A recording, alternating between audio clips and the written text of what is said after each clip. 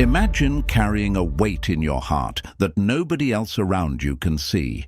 You may laugh, you may smile, you may even distract yourself with endless activities, but deep within there is a storm of heaviness that follows you. Life feels unfair, it feels overwhelming, and sometimes you question why you even feel this way when you are trying so hard to be strong. Yet in these moments of hidden sadness, the wisdom of Buddhism offers a gentle light, a reminder that sadness is not the enemy, nor is it a punishment, it is a teacher. Instead of resisting it or drowning in it, you can learn to sit with it, to watch it, and to see what it reveals about life itself. When sadness comes, it arrives with a message, and if you listen carefully, it can lead you to understanding, to compassion, and to peace. Today, we will reflect on powerful lessons to hold in your heart whenever sadness arises, so that instead of being trapped by it, you can walk with it and grow from it. 1. Sadness is proof that you are alive. Sadness, though often heavy and painful, is one of the clearest signs that your heart is alive and capable of feeling. If you were unable to feel sadness, it would also mean that you could not truly feel love, joy, or connection, because the same heart that aches in sorrow is the one that opens in compassion and celebrates happiness. In Buddhism, suffering, known as dukkha, is not seen as a mistake in creation or a punishment from life. Rather, it is described as a universal truth, something that touches every living being simply because they are alive. It is not a flaw, but a natural condition of existence. When you feel sadness, it means that you have experienced something worth missing, worth loving, or worth caring for. It means that you have allowed yourself to be vulnerable enough to love someone, to desire something, or to attach yourself to a moment that once brought you comfort. Without sadness, you would never fully recognize or appreciate the sweetness of joy.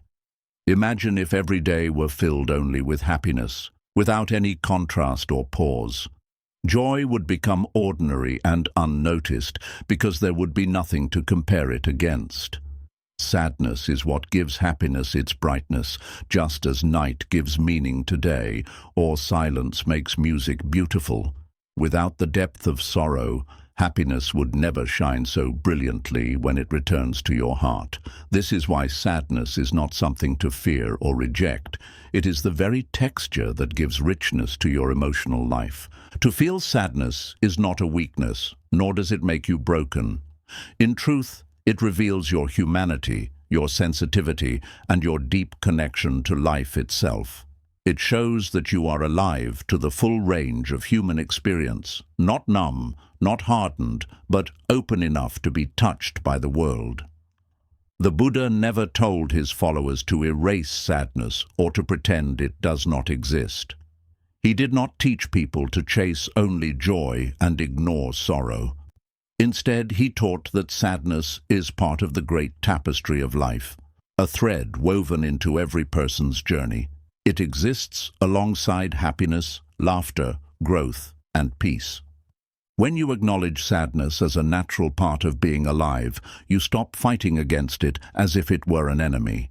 You begin to understand that it is simply one of the many waves that rise and fall in the ocean of your existence. The more you resist sadness, the more it grows, but the more you accept it, the more it softens and passes. This acceptance is not about giving up or drowning in sorrow. It is about making peace with the truth that to be alive is to sometimes hurt, and that hurt itself can become a teacher. When you welcome sadness as a reminder of your capacity to feel, you no longer see it as something that reduces you, but as something that connects you to the deeper flow of your journey through life. 2. Nothing lasts forever. One of the most profound truths the Buddha taught is impermanence, known as anicca. It is the understanding that everything in life, every joy, every sorrow, every victory, every defeat, is temporary. Nothing stays exactly as it is. When you are happy, the moment eventually passes. When you are sad, the heaviness eventually fades. Just as the seasons change, just as flowers bloom and wither, just as the sun rises and sets each day, all things in life are bound to transform.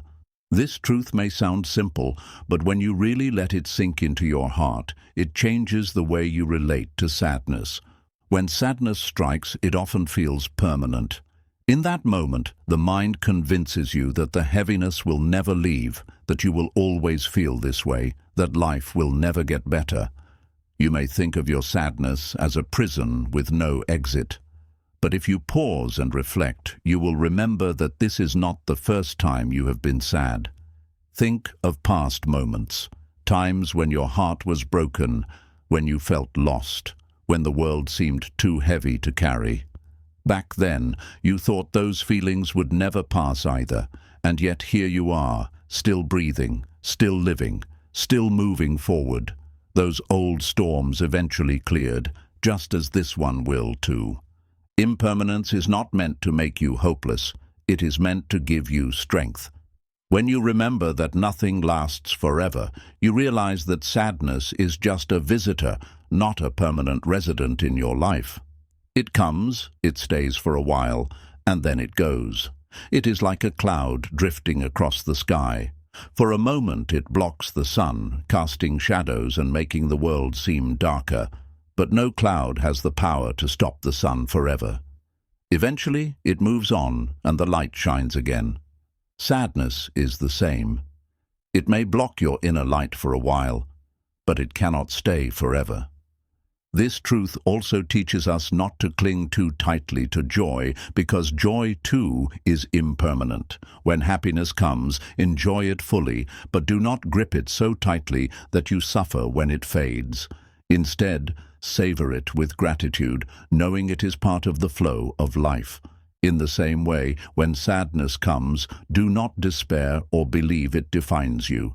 See it as part of that same flow. Both joy and sorrow are waves on the ocean of existence. They rise, they fall, and they rise again. The ocean itself, your true awareness, remains unchanged. Understanding impermanence also brings peace in another way. It reminds you that change is always possible. No matter how deep your sadness feels, no matter how hopeless your situation seems, life is never frozen in one state. Every moment carries the potential for transformation. Just as spring follows winter, just as dawn follows night, healing will eventually follow your sorrow. The seed of joy is already present in your sadness, waiting for the right conditions to bloom again. So whenever sadness enters your life, whisper to yourself this simple truth: this too shall pass. Do not fight against sadness, and do not let it convince you that it is forever. Instead, breathe with it, allow it to be, and watch how it changes. By embracing impermanence, you free yourself from despair, and you find the strength to endure with patience, knowing that even the darkest storm must eventually give way to light. 3. Your pain is not your identity. When sadness takes hold of your heart, it is easy to mistake it for who you are. You say to yourself, "I am sad," and in those few words you unknowingly merge your entire identity with the passing state of your mind. It feels as though sadness defines you, as if you are nothing more than the pain you are experiencing. But the truth is, you are not sadness. You are not anxiety, not despair, not grief. These are experiences that visit you, but they do not make up the entirety of who you are. Think of the sky on a stormy day. Dark clouds may cover the horizon, lightning may flash, and rain may fall in torrents. In that moment, if you only look at the sky, you might believe it is nothing but storm. Yet above the clouds, beyond the rain, there is always a vast expanse of open sky, untouched by the turbulence below. The storm may last for hours or even days, but it never destroys the sky. It passes, it dissolves, and the sky remains. In the same way, your sadness is like a passing storm, and you are the vast awareness in which it appears. Your true self is not destroyed by sorrow. It simply holds it until it fades. The Buddha taught that clinging is the root of suffering, and one of the ways we cling is by attaching to our emotions, treating them as if they are permanent. When you cling to sadness, repeating to yourself over and over that you are broken, unworthy, or destined to be unhappy, you feed the pain and make it stronger. Sadness then becomes a cycle, not because it is meant to stay forever, but because you have given it a throne in your heart. But when you step back and recognize sadness for what it is, a temporary experience, you begin to loosen its grip. You start to see that you are the observer of the sadness, not the sadness itself. Consider this. If sadness were truly your identity, it would never leave. But has sadness been with you since the day you were born? Of course not. There have been times in your life when you laughed freely, when you felt light and unburdened, when joy seemed natural and effortless. That was you too. Joy has visited you, just as sadness has, and both will visit again. Your identity is not bound to either. It is deeper than both. It is the awareness that watches these emotions come and go, like waves rising and falling in the ocean. This perspective does not mean you should suppress sadness or pretend it does not exist. Denying it only strengthens it in silence. Instead, acknowledge it fully, but with the wisdom that it is not your essence. You can say, sadness is here, rather than I am sadness. That small shift in language carries great power. It creates space between you and the feeling. It reminds you that sadness is something you are experiencing, not something you have become. In that space, freedom begins to grow.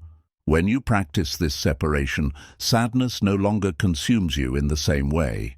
You can feel it, breathe with it, and allow it to move through you without being crushed by it. Over time, you start to see that every emotion is like a guest at your door. Some are welcome, some are difficult, but none are permanent. You may not always control who arrives, but you always have the choice of whether to build your home around them. So when sadness visits you again, pause and remind yourself, this feeling is here, but it is not me. It will pass, just as it always has. You are more than your pain, more than your fear, more than your sorrow. You are the awareness that contains it all. And when you learn to rest in that awareness, even sadness itself can become lighter, because you no longer see it as the essence of who you are, but simply as a passing wave in the vast ocean of your being. 4. Whenever you feel sad in life, always remember that the purpose of our lives is. Whenever you feel sad in life, whenever the weight of the world presses against your chest and you wonder why things are the way they are, you must remind yourself of a truth that is greater than the sadness itself. The purpose of our lives is not to escape pain, not to endlessly chase happiness, not to collect wealth or possessions, and not to hold tightly to people or experiences as if they will last forever. The true purpose of our lives is awakening. It is to see life clearly, to understand its impermanence, to let go of illusions, and to discover peace that does not depend on the ever-changing conditions of the world. This realization is one of the most important gifts that sadness can bring you. When you are happy and comfortable, you rarely stop to ask about the meaning of life. You live as if the world will always give you joy, as if tomorrow will always arrive exactly as you expect. But when sadness enters, when something you love is taken away, when disappointment pierces your heart, you are suddenly forced to look deeper. You begin to ask, why am I here? What is the point of all this? What is life really about? In that moment, sadness is not only a burden, it becomes a guide that points you toward the truth, that life is not about clinging to what fades, but about learning to wake up to what is eternal. The Buddha himself faced this question. As a young prince, he lived in luxury, surrounded by comfort, entertainment, and wealth. But when he encountered sickness, old age, and death, he was struck by sadness, and that sadness pushed him to seek the truth. Had his life been nothing but endless pleasure, he may never have awakened. It was sadness that became the spark for his search. In the same way, when sadness enters your life, it can serve as a teacher, whispering that chasing only pleasure, comfort, and attachment will never give you lasting peace. The purpose of life is not to hold on to what must change, but to find freedom from the endless cycle of clinging and despair. Think of how often people confuse their life's purpose with temporary goals. Some believe the purpose of life is to gather wealth, thinking that once they have enough money, they will never feel sad again. Others believe it is to build a perfect relationship, hoping that once they find the right person, all their pain will vanish. Still others think it is about fame, success, or recognition. And yet even those who achieve these things still face sadness, loss, and discontent. Money cannot shield you from illness. Fame cannot protect you from aging. Love cannot stop the truth of impermanence. When these things are taken away, sadness returns, and people feel lost because they built their purpose on foundations that cannot last. This is why Buddhism teaches us that the real purpose of life is awakening. Awakening means seeing the truth of impermanence and no longer being enslaved by it. It means realizing that peace cannot be found in things that constantly change, but only in the stillness of awareness itself. It means cultivating compassion and wisdom, so that instead of being tossed about by every wave of joy and sorrow, you can stand steady, calm, and clear. Awakening is not about rejecting life, but about seeing it as it truly is, without clinging to illusions. When you are sad, remind yourself that sadness itself can be a doorway to awakening. It shows you where you are still holding on. Perhaps you are sad because you lost something you loved deeply. That sadness reveals the truth that nothing lasts forever. Perhaps you are sad because life did not unfold the way you hoped. That sadness reveals the truth that you are not in control of everything. Perhaps you are sad because you feel empty, even when you have what others would call success. That sadness reveals the truth that external things cannot fill the inner hunger for meaning. Each form of sadness is an invitation to look beyond appearances and to awaken to what is real. Awakening also means realizing that the purpose of life is not simply about your own happiness, but about growing into compassion for others. When you awaken, you see that every being suffers just as you do. Your sadness connects you to the universal sadness of humanity. Instead of isolating you, it can unite you with others, softening your heart and expanding your purpose beyond yourself. Life is not only about personal joy, but about understanding, kindness, and easing the suffering of those around you. When you remember this, your sadness transforms from something that feels meaningless into something that deepens your sense of purpose. The Buddha described this path not as an escape from sadness, but as a way of walking with it. To awaken does not mean you will never feel sorrow again. It means that when sorrow comes, you will not mistake it for your entire life. You will not drown in it or believe it defines you. Instead, you will see it for what it is, a passing wave, a teacher, a guide that points you back to the truth. And each time you remember that the purpose of life is awakening, the sadness loses some of its weight because you see it not as an enemy, but as part of the process of becoming free. So the next time sadness presses against your heart, pause and whisper this truth. The purpose of my life is not to hold on to what fades. The purpose of my life is to awaken. This simple reminder shifts your perspective. It takes you out of despair and into understanding. It lifts you from the narrow view of loss into the wider view of growth. It reminds you that even in sadness, you are moving forward on the path of life's greatest purpose, to awaken to peace, to compassion, and to the freedom that cannot be taken away. Fifth, sadness can be transformed into compassion. When sadness enters your life, the natural response is often to turn inward, to retreat into yourself, and to feel as if you are carrying a burden that no one else can understand. It is easy to believe that your sadness isolates you, that it sets you apart from others, making you feel alone in a world that seems indifferent to your pain. Yet if you look at sadness through the lens of Buddhist wisdom, you will discover that this very heaviness that weighs upon your heart can become one of the most powerful forces for compassion. Instead of shutting you off from others, sadness can open you to them. Instead of making you bitter, it can soften you. Instead of turning you inward with self-pity, it can expand your vision outward, making you aware of the suffering of all beings. The Buddha taught that suffering is universal. Every living being experiences it. Humans, animals, even the smallest creature struggles in its own way. When sadness touches you, it is not proof that life is unfair only to you. It is a reminder that you are sharing in the same truth that all beings face. The loneliness you feel has been felt by countless others. The grief you carry is not unique to your story, but part of the fabric of existence itself. At first, this realization may deepen your sorrow because it reminds you of how widespread pain truly is. But if you sit with it, if you let it move through you, something profound begins to happen.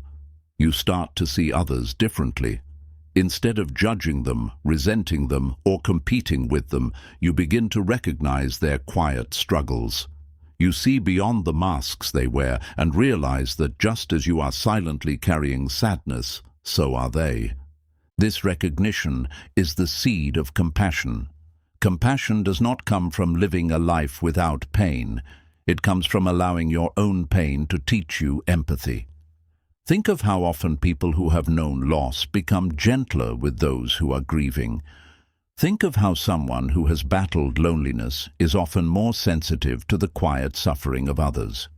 The sadness you feel equips you with a kind of understanding that cannot be learned from books or lectures. It is lived, embodied knowledge, the knowledge of the heart. But to allow sadness to transform into compassion, you must resist the temptation to close yourself off. Many people harden when they are sad. They build walls, telling themselves that if they do not care, they will not be hurt again. They try to numb themselves with distractions, addictions, or coldness, believing that detachment will save them. Yet this kind of detachment is not true wisdom. It is fear disguised as strength. The Buddha did not teach us to escape suffering by numbing the heart, but to move through suffering by awakening the heart. Real compassion does not arise from avoiding pain, but from feeling it fully and realizing that it connects you to others, not isolates you from them. Consider how sadness can change the way you look at the world. When you are sad, a smile from a stranger may mean more than it ever did before. A small act of kindness, like someone listening to you or offering you patience, can feel like a lifeline.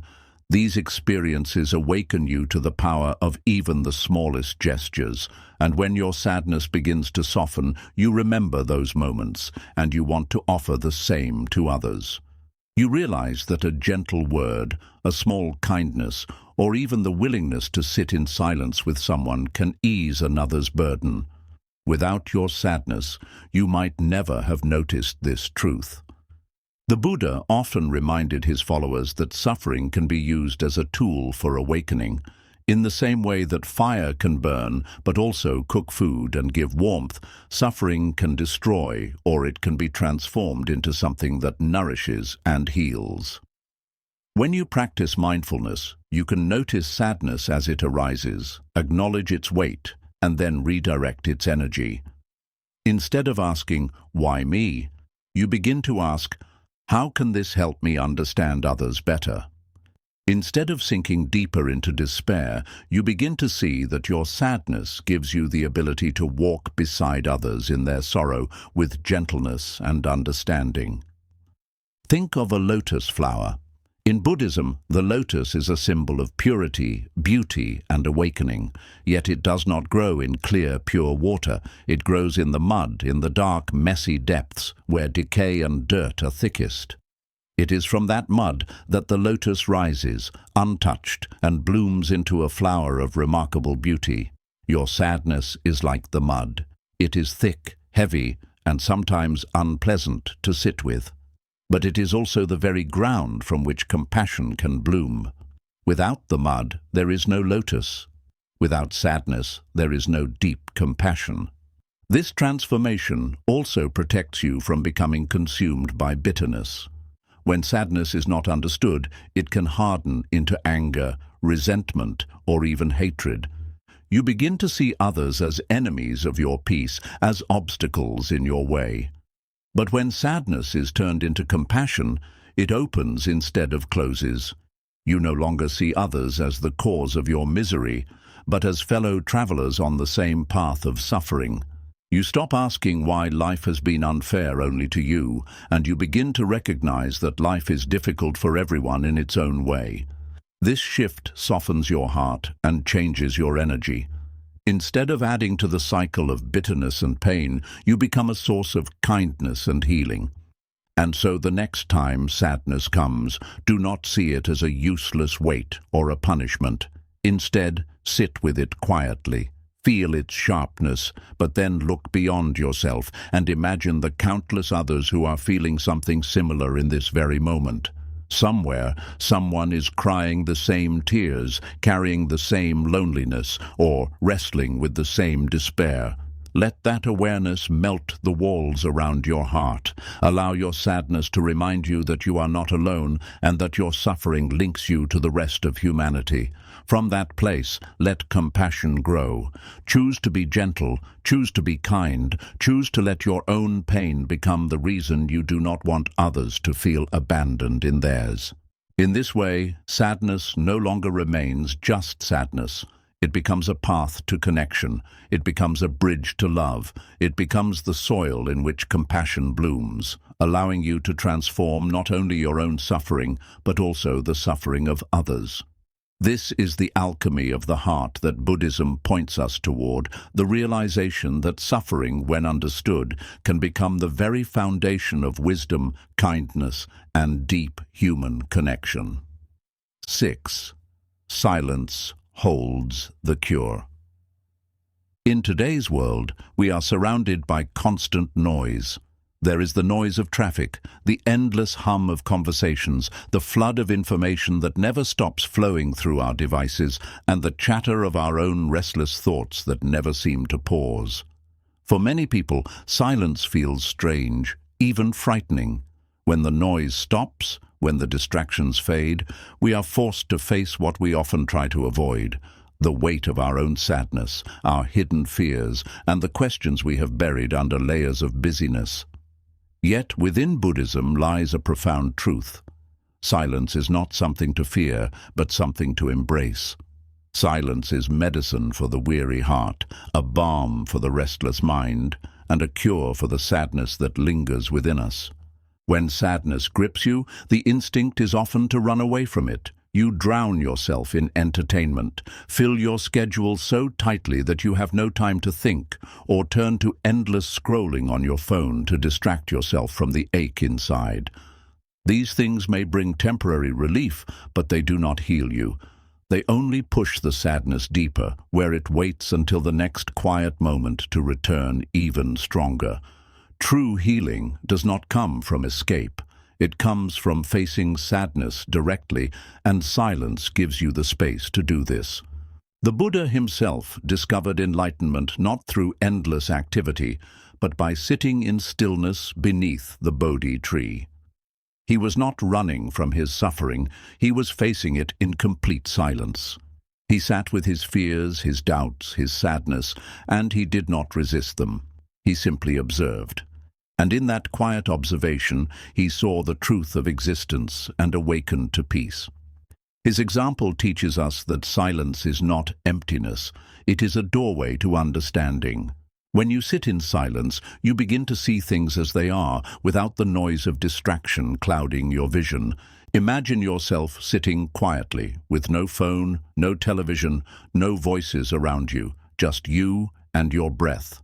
At first it may feel uncomfortable, The silence seems loud, almost overwhelming, because all the thoughts and feelings you have been avoiding suddenly rise to the surface.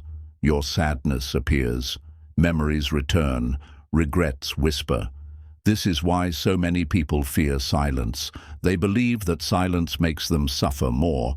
But the truth is, silence does not create sadness. It simply reveals what is already there. And once it is revealed, you have the chance to finally face it, to sit with it, and to allow it to transform. In silence, you learn that sadness is not as endless or as powerful as it feels. When you sit with it without distraction, you begin to see that it moves like a wave. It rises, it peaks, and then it falls. You notice that your sadness changes moment by moment. It is not one solid, unchanging block. Some moments it feels heavy, other moments it feels lighter, and eventually, if you simply let it be, it begins to dissolve. This simple act of sitting in silence, breathing, and watching is what Buddhism calls mindfulness. Through mindfulness, silence teaches you patience. It shows you that sadness is just a visitor, not your identity, not your permanent state. Silence also reconnects you with your inner self. In the noise of the world, you forget who you are. You are constantly reacting to voices, opinions, expectations, and comparisons. But in silence, those external voices fade, and you begin to hear the quiet voice within you. This inner voice is not harsh or judgmental. It is gentle, wise, and calm. It whispers truths that you cannot hear when you are drowning in noise. It reminds you that you are stronger than you think, that your sadness will not last forever, and that peace is already within you if you choose to notice it. This is why silence is so powerful. It helps you return home to yourself. There is also a spiritual dimension to silence. When you sit quietly, you begin to sense that you are not separate from the world around you. You hear the subtle sounds of nature, the rustle of leaves, the song of a bird, the rhythm of your own breath, and you realize that everything is connected. You feel the stillness of the present moment, and in that stillness, sadness begins to lose its grip.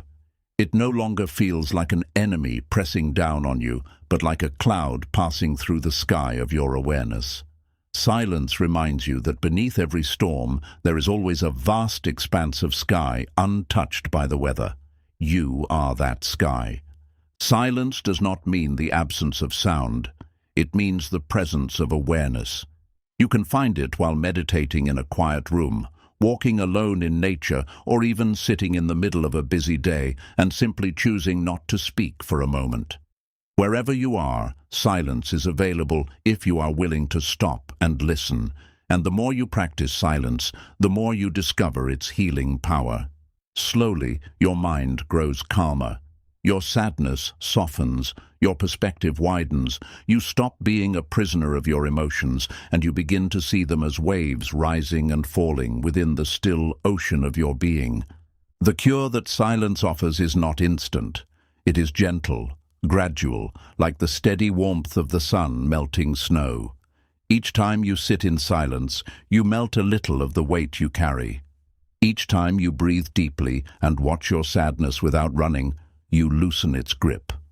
Over time, silence transforms from something you fear into something you crave, because you recognize it as the place where you meet your true self. The self that is not broken, not defined by sadness, but whole, peaceful, and free. So the next time sadness overwhelms you, resist the urge to escape into noise. Instead, find a quiet space, even if only for a few minutes, and allow yourself to sit in silence. Feel your breath. Listen to your thoughts without judgment. Let the sadness rise, let it exist, and then watch as it naturally begins to fade. In that stillness, you will discover the hidden medicine that has always been available to you, the cure of silence, the peace of presence, and the freedom of simply being. 7. Every sadness is preparing you for awakening. There is a truth that many of us resist, but once we embrace it, it changes everything. Every sadness that touches your heart is not here to destroy you. It is here to prepare you. Every loss, every disappointment, every night of tears that you thought no one saw is part of a deeper process of awakening. In Buddhism, suffering is not just seen as an obstacle on the path, it is also seen as the path itself. It is the very soil from which wisdom, compassion, and enlightenment grow. Without sadness, we would remain asleep in the illusions of life. It is through sadness that the heart breaks open and the light of understanding begins to enter. Think of your life as a journey. On the surface, you may believe the journey is about achieving success, finding love, or securing comfort. And yet, time and time again, life interrupts these plans. A dream shatters, a relationship ends, someone you love passes away, or you face loneliness so deep that you wonder if you will ever feel whole again. In those moments, it feels like life is cruel, as if sadness has come to punish you. But when you look deeper, you begin to see that sadness was never an enemy. It was a teacher, perhaps the most honest teacher of all, showing you that the things you cling to are fragile, that the illusions you build are temporary, and that your peace cannot depend on things that will one day be taken away. This is the hidden gift of sadness. It forces you to look for something more. If life were always smooth, always filled with joy, you might never stop to ask questions about its meaning. You might spend your entire existence chasing pleasure, wealth, or recognition, believing that these things are enough. But sadness disrupts this illusion.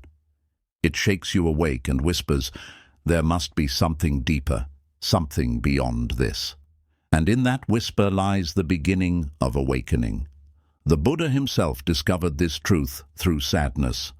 As a young man, he lived in a palace, surrounded by luxury and comfort.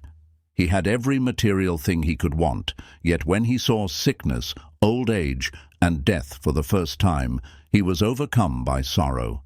That sadness did not break him. It transformed him. It became the seed of his spiritual search, the reason he left the palace to seek enlightenment. Without sadness, without the confrontation with suffering, the Buddha might never have awakened, and the world would never have received his teachings. In the same way, your sadness has a purpose. It is guiding you toward awakening, even if you cannot see it in the moment. When sadness arises, it strips away illusions. Imagine holding a flower. It is beautiful, vibrant, fragrant, but eventually the petals wilt, the color fades, and the flower dies. If you believed the flower would last forever, its fading would feel like a cruel betrayal. But if you understood from the beginning that impermanence is the nature of all things, you would cherish its beauty while it lasts without clinging to it. Sadness teaches you this truth again and again, that clinging to what must change is the root of suffering. Every time you feel sadness, it is revealing this lesson. Do not place your entire happiness in what is temporary. Instead, turn inward and discover the peace that is not dependent on circumstances. Sadness also humbles the ego. When life goes well, it is easy to believe you are in control, that your strength, your intelligence, or your plans are enough to guarantee happiness. But when sadness comes, when life falls apart despite your efforts, you realize how little control you truly have. At first, this realization may sting, but with time, it brings humility, and humility is essential for awakening. The ego, which wants to control and possess everything, begins to loosen its grip. You stop demanding that life bend to your will, and you begin to flow with it instead. This surrender is not weakness, it is wisdom. It is the recognition that peace comes not from controlling the storm, but from learning to remain still within it. Another way sadness prepares you for awakening is by deepening your compassion. When you suffer, you begin to recognize the suffering of others more clearly. The tears you shed soften you, making you more aware of the silent struggles happening all around you. You begin to look at people differently. The person who seems angry may simply be carrying sadness they do not know how to express. The person who seems cold may be protecting themselves from old wounds. Your own sadness becomes the bridge that connects you to them, allowing you to say, "I understand, I see you, I feel what you are carrying." In this way, sadness expands your heart, transforming it into a vessel not only for your own healing, but for the healing of others. Sadness also teaches you patience. When you are sad, you want the pain to disappear immediately. You beg life to take it away. You plead with yourself to just feel better, and you grow frustrated when it lingers. But sadness has its own rhythm, its own pace. It does not leave just because you want it to. It comes, it settles, and it passes in its own time. By sitting with sadness instead of rushing to escape it, you learn endurance, resilience, and the ability to stay present even when life feels uncomfortable. This patience is a form of strength that carries into every other part of your journey. The most important truth, however, is that sadness points you back to what is real. Beneath all the shifting emotions, beneath the rise and fall of joy and sorrow, there is something within you that does not change. It is the stillness of awareness, the quiet center of your being that watches everything come and go without being destroyed by it. Sadness prepares you for awakening by driving you to discover this place. When every external comfort has failed you, when every illusion has been stripped away, you are left with only this stillness. And in that stillness, you find freedom. Awakening is not about never feeling sadness again. It is about seeing sadness for what it is: a guide, a teacher, a doorway. Each time you feel it, you have a choice. You can let it harden you, turning into anger, bitterness, or despair. Or you can let it open you, softening your heart, deepening your wisdom, and moving you closer to the truth. This is why sadness is not something to run from, but something to learn from. It is not a punishment, but preparation. So the next time sadness enters your life, do not ask, "Why is this happening to me?" Instead, ask, "What is this sadness preparing me for?" Perhaps it is preparing you to let go of something you were clinging to too tightly. Perhaps it is preparing you to grow in compassion and kindness. Perhaps it is preparing you to discover strength you did not know you had. Or perhaps, most profoundly, it is preparing you to awaken, to see beyond the surface of life and into the deep truth that peace does not come from what changes, but from what endures within. Every sadness you have ever faced has shaped you into the person you are today. It has carved depth into your heart, softened your judgments, and guided you closer to wisdom. And every sadness you will face in the future will do the same, if you allow it. This is the ultimate lesson. Sadness is not your enemy, but your ally in awakening. It is the teacher that points you to the truth, the fire that refines your soul, and the path that leads you home. 8. Sadness is not the end of your story. It is the beginning of transformation. There is a mistake many people make when sadness enters their lives. They believe it is the end. They feel as though sadness is a final wall, a permanent conclusion, a weight that will trap them forever. They say to themselves, "This is who I am now. I am broken, I am ruined, I will never return to light." But Buddhism teaches us to look at sadness differently. Sadness is not the end of your story. It is the beginning of transformation. It is not a signal that life is over, but a reminder that life is still in motion, constantly shifting, evolving, and offering you the chance to awaken to something deeper than you have ever known before. To understand this, we must remember the principle of impermanence. Nothing in this world is fixed.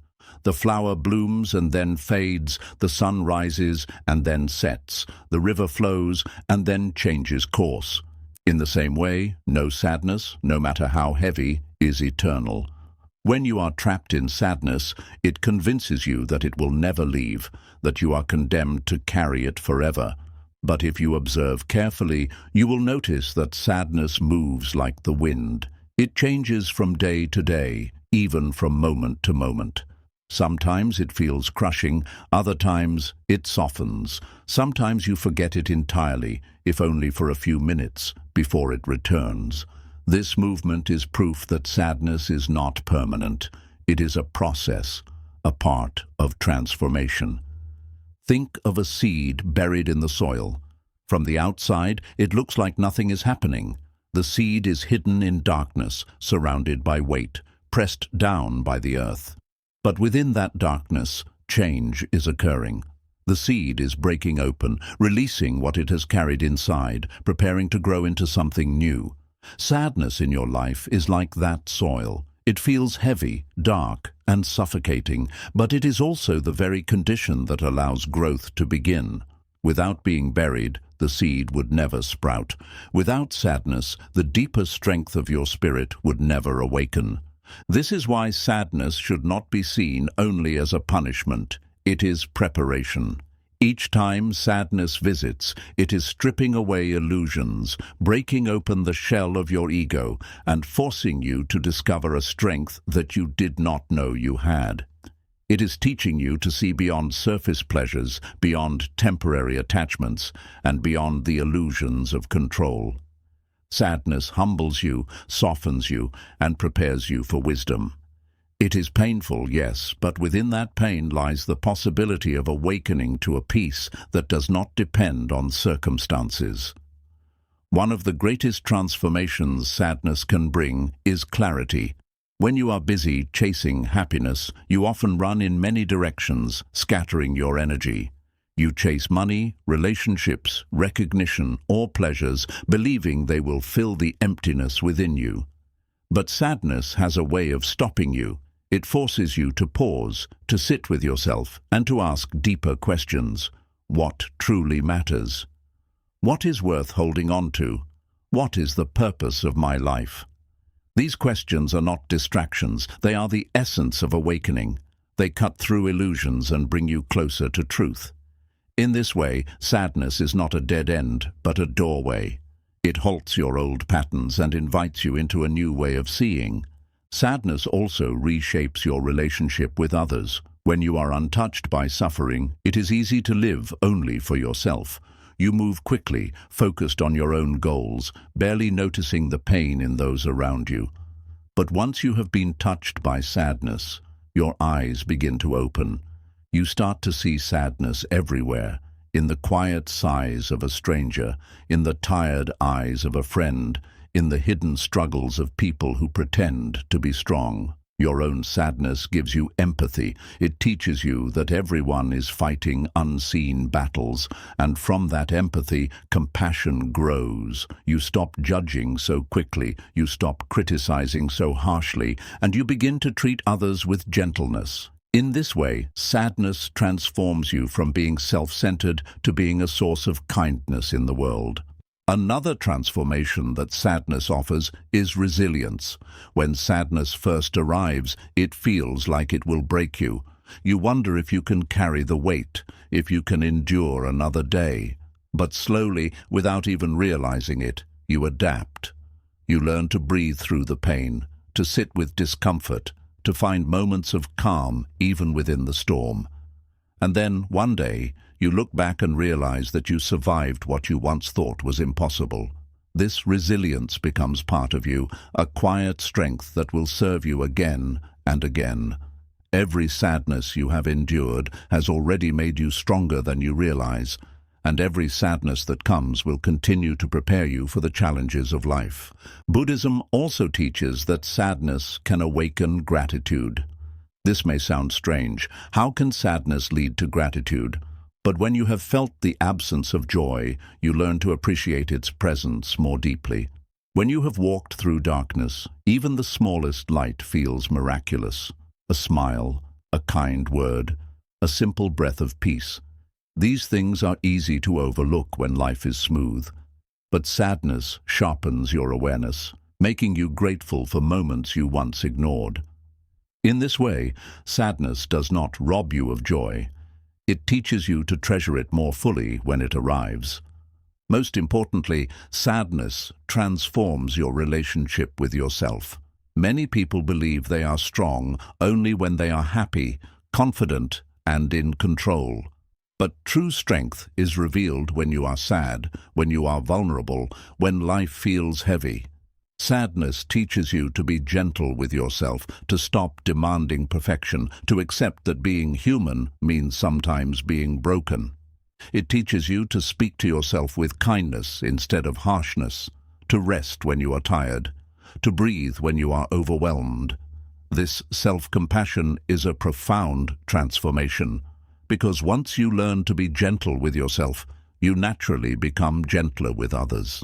So, whenever sadness comes, do not see it as the end of your story. Do not see it as proof that you are failing or that life has abandoned you. Instead, see it as the beginning of transformation. See it as the soil in which your growth is taking place, as the storm that waters the seeds of wisdom, as the fire that burns away illusions. Each sadness you experience is preparing you for something greater, for clarity, for compassion, for resilience, for awakening. The lotus flower, a central symbol in Buddhism, grows in the mud. It does not grow in clear, pure water.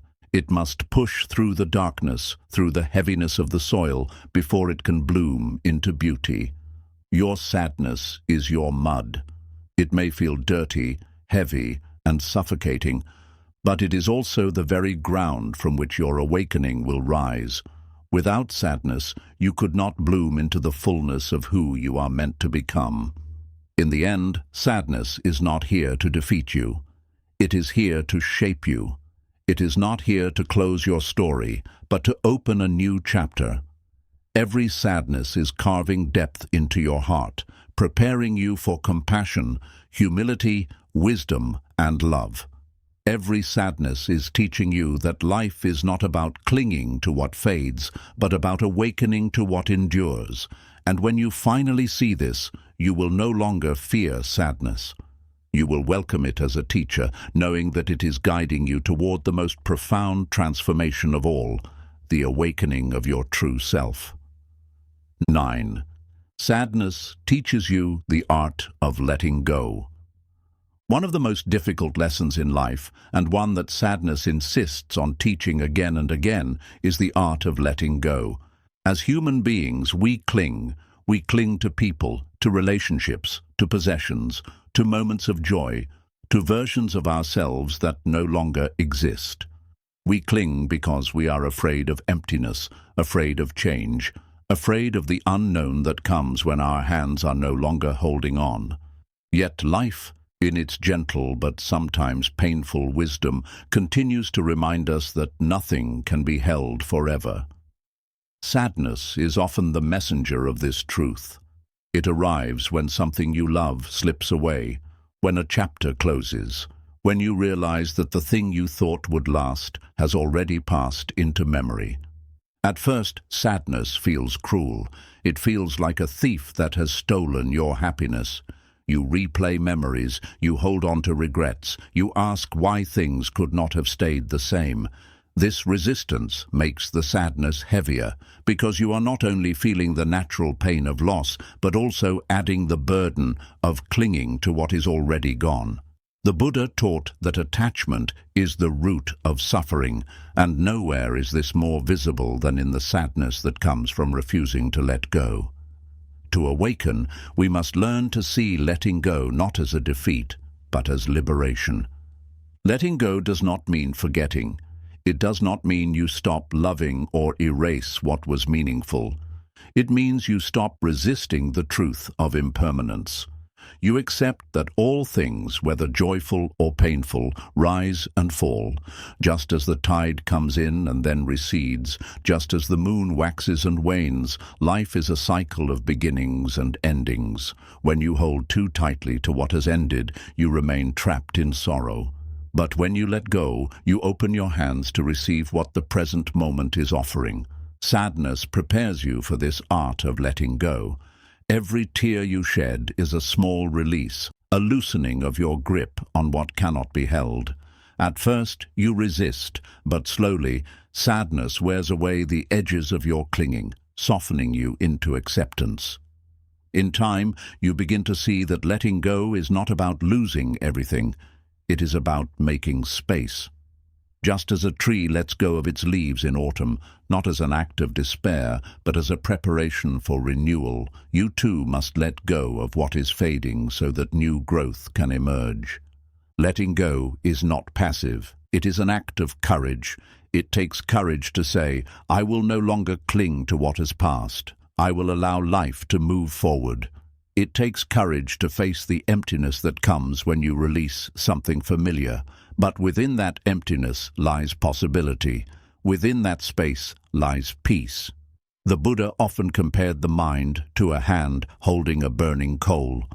As long as you cling to it, you burn yourself, yet you do not want to release it because it feels familiar, because you believe it belongs to you. Letting go is the moment you finally open your hand and drop the coal, allowing the burn to heal. Sadness is the fire that teaches you this lesson. Painful, but also transformative. Through sadness, you learn that everything you love must eventually change. People you hold dear may leave, either by choice or by death. Moments of joy will fade into memory. Success will not last forever, and even your body will age and transform. If you cling to these things as if they are permanent, every change will feel like a wound. But if you accept impermanence, if you learn to let go with grace, then sadness loses its sharpness.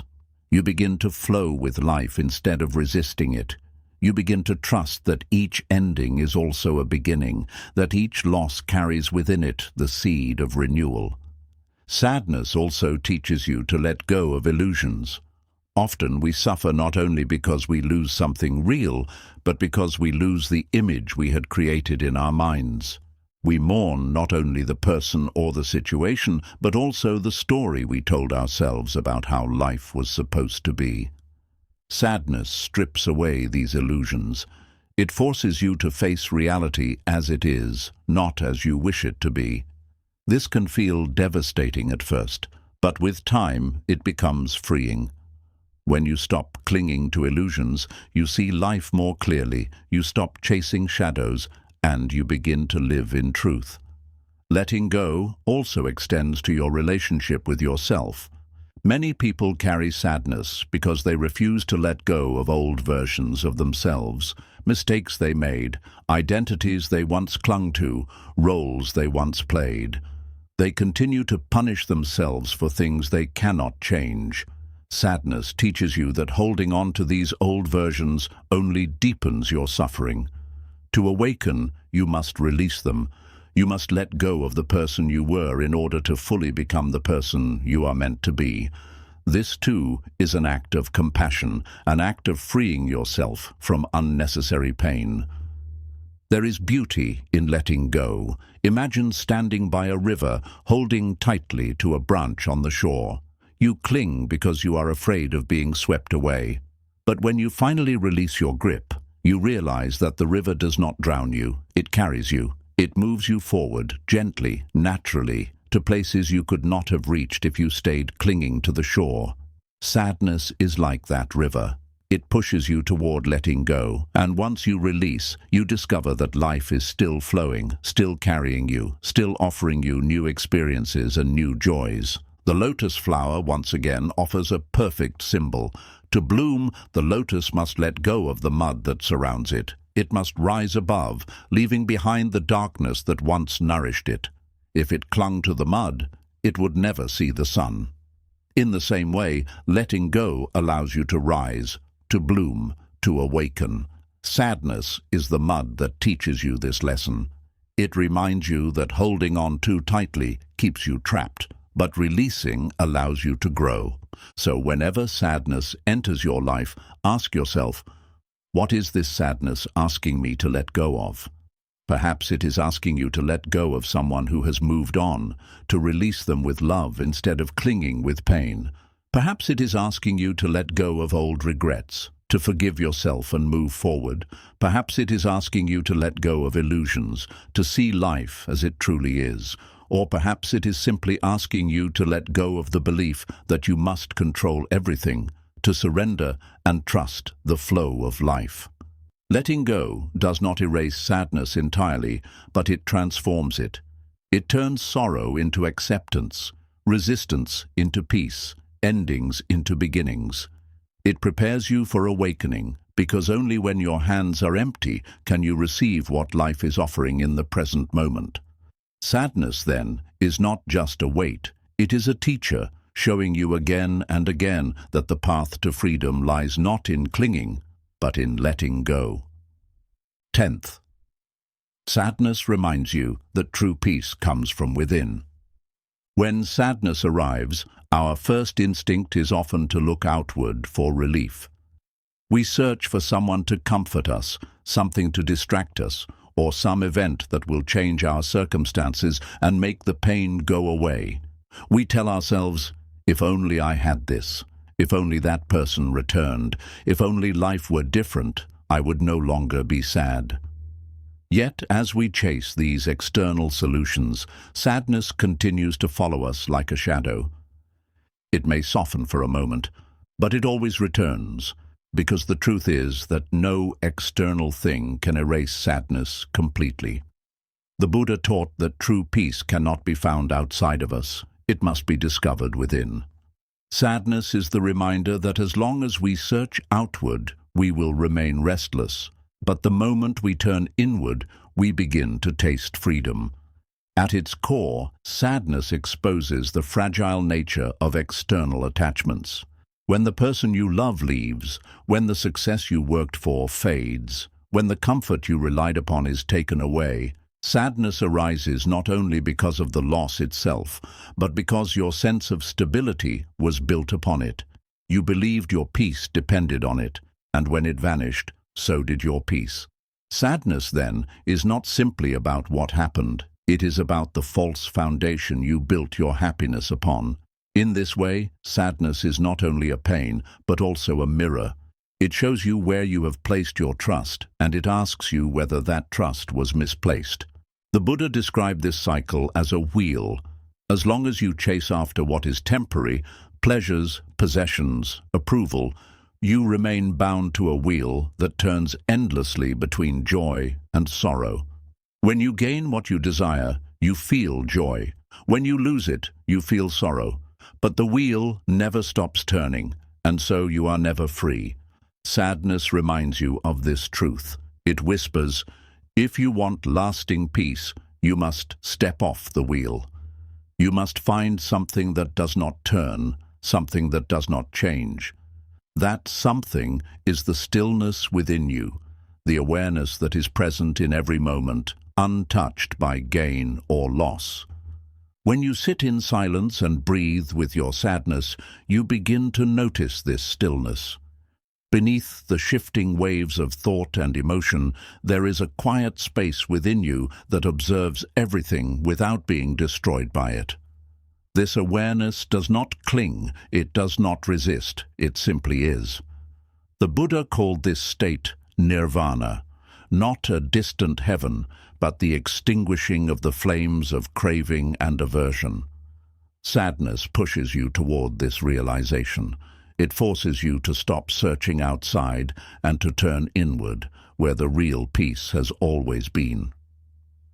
Consider how often we believe peace comes from outside. We say, when I earn more money, I will finally be calm. When I find the perfect relationship, I will finally be whole. When I escape this situation, I will finally be free. But notice how even when these things arrive, the peace does not last. The money brings new worries, the relationship brings new challenges, the new situation eventually loses its shine. Sadness returns, and once again, you chase the next thing. This cycle continues until you realize that the problem is not the world. The problem is where you are looking. Peace cannot be imported from the outside. It must be cultivated from within. Sadness plays a role here. because it interrupts the illusion that the outside world can save you. It reveals the emptiness of external solutions.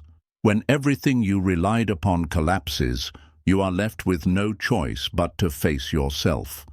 And in that moment, though painful, lies a great opportunity.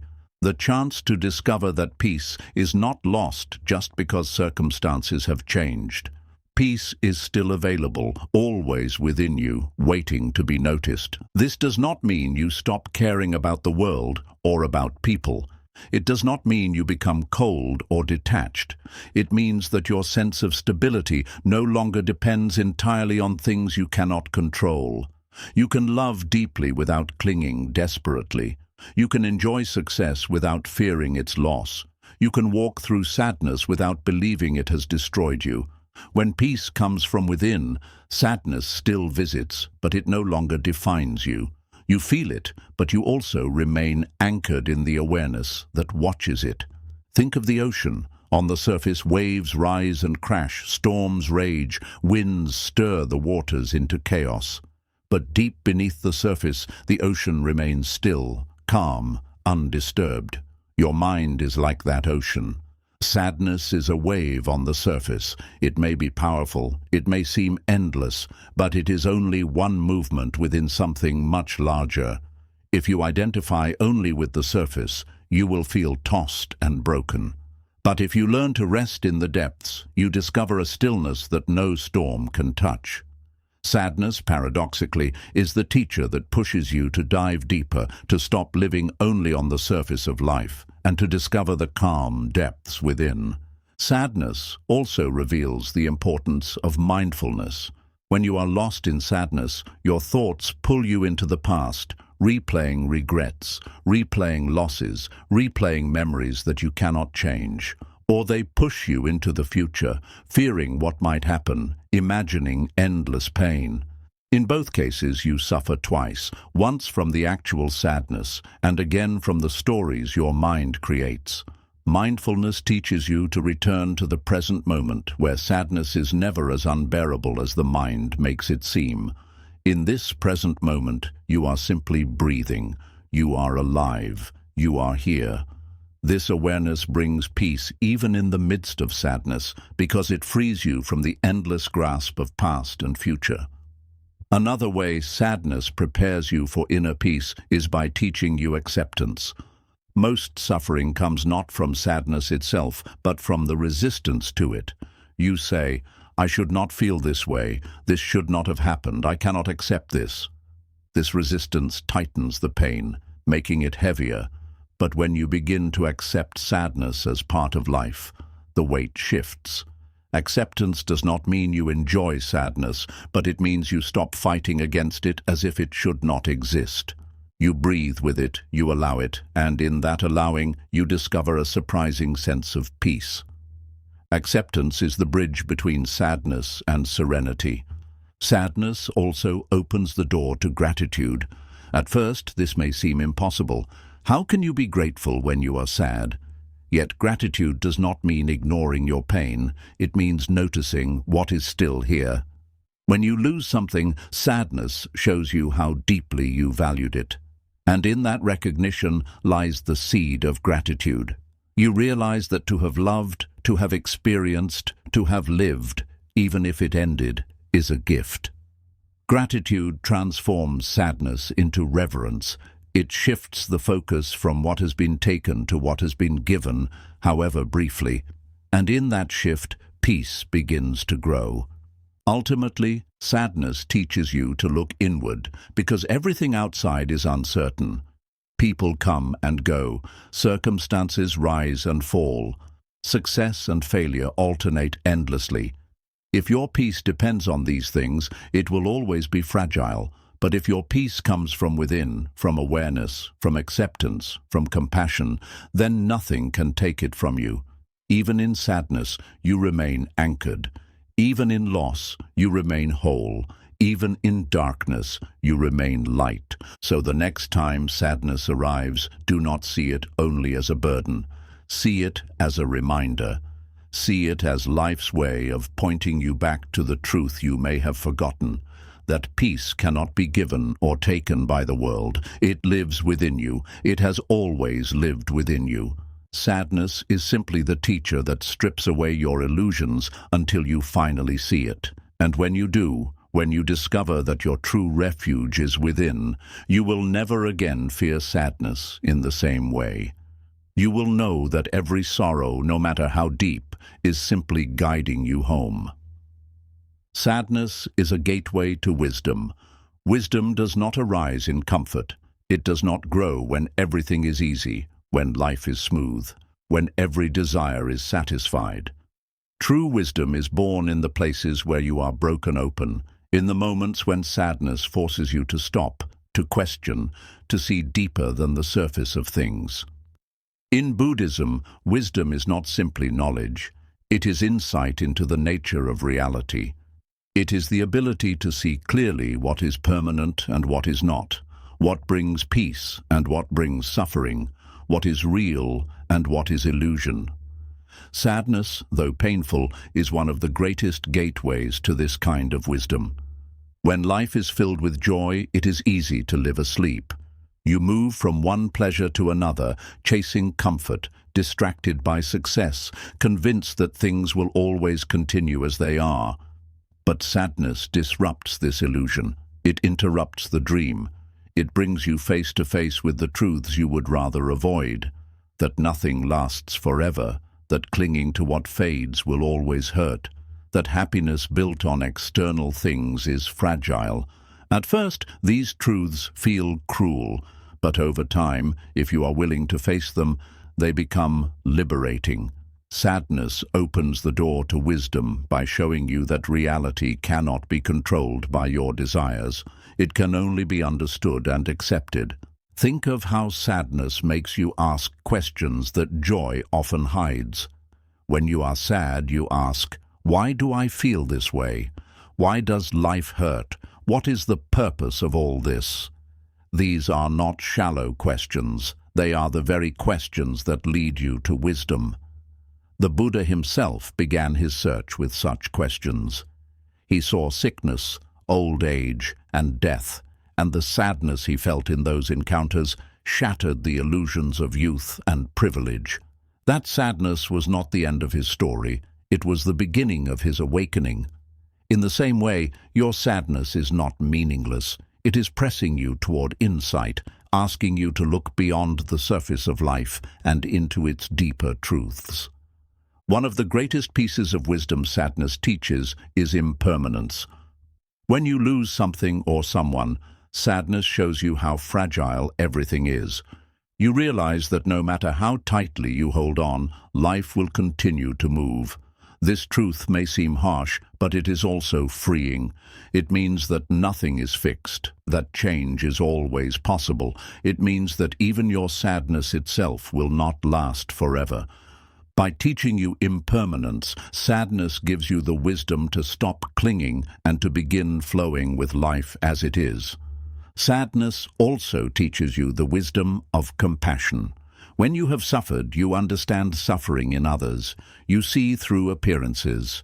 The person who is angry may simply be sad. The person who is cold may be protecting themselves. Without your own sadness, you might overlook these truths. But sadness sharpens your vision, allowing you to see the humanity in everyone. This is wisdom, not just to know things intellectually, but to understand them with the heart. Another wisdom that sadness reveals is the futility of chasing endless desire. So much of life is spent in pursuit. More wealth, more recognition, more control. Yet sadness comes even when you achieve these things. A wealthy person can feel sadness. A famous person can feel sadness. A powerful person can feel sadness. This shows you that external achievements cannot guarantee inner peace. The wisdom here is simple but profound. Stop chasing what cannot satisfy. Begin cultivating peace within. Sadness, by disappointing your illusions, gently guides you back to this truth. Sadness also helps you see through the illusion of control. We live as though we are in charge of everything, as though careful planning or hard work can protect us from every loss. But sadness arrives uninvited. It comes when someone leaves, when life changes suddenly, when your heart breaks without warning. It reminds you that control is limited. At first, this feels like defeat. But with wisdom, you see it differently. You realize that letting go of control frees you from constant fear and anxiety. You cannot control every outcome, but you can control how you respond. This shift from control to acceptance is one of the deepest forms of wisdom sadness teaches. Sadness also teaches you patience. Wisdom is not rushed. It unfolds slowly, like the gradual opening of a flower.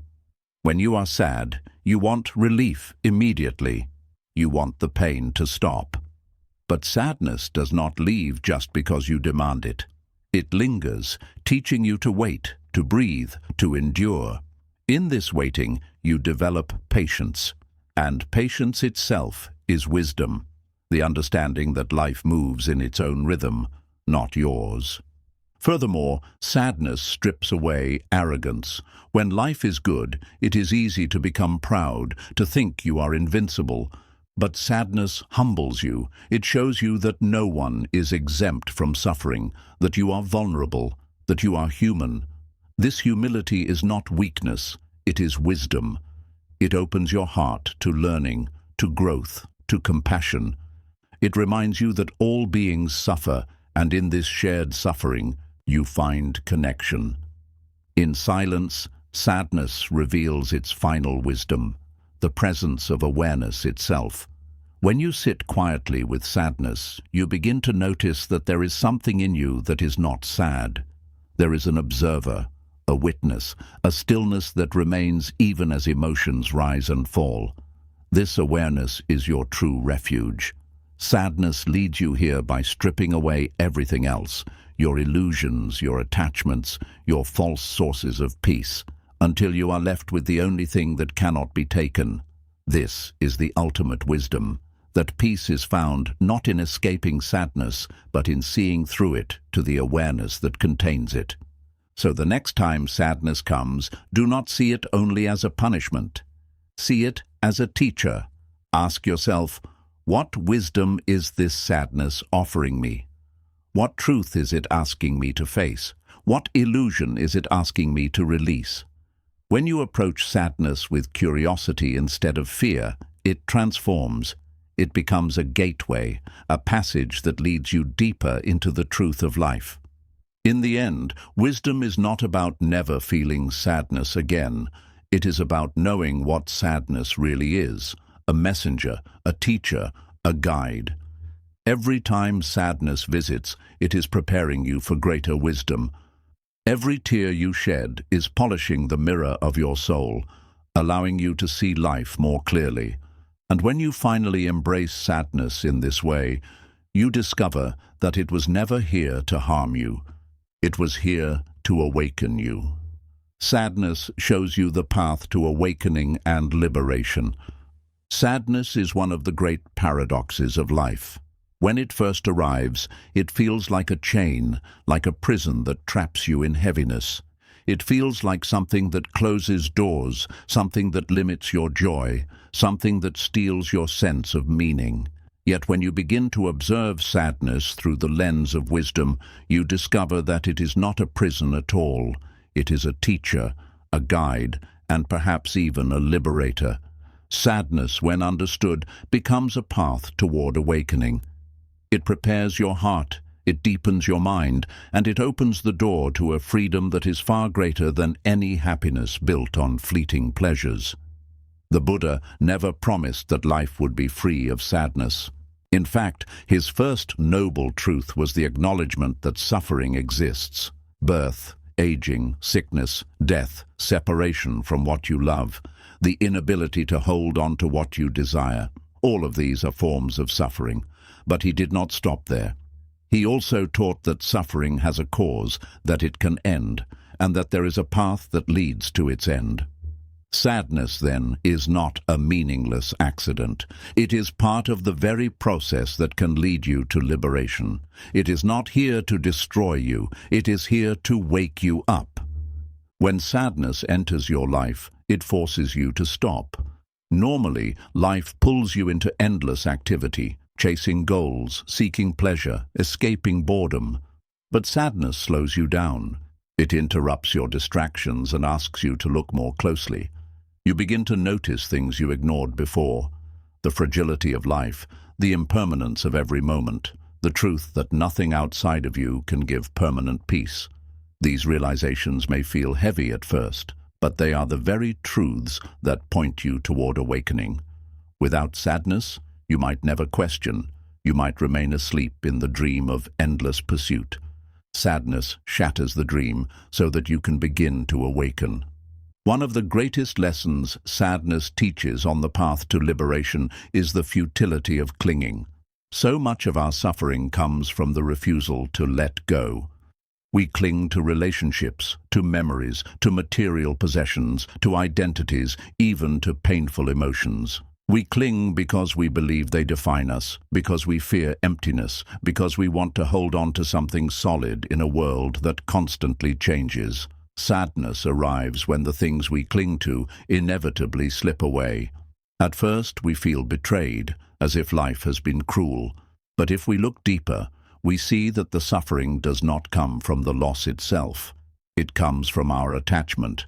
When we release, when we learn to let go, the suffering softens.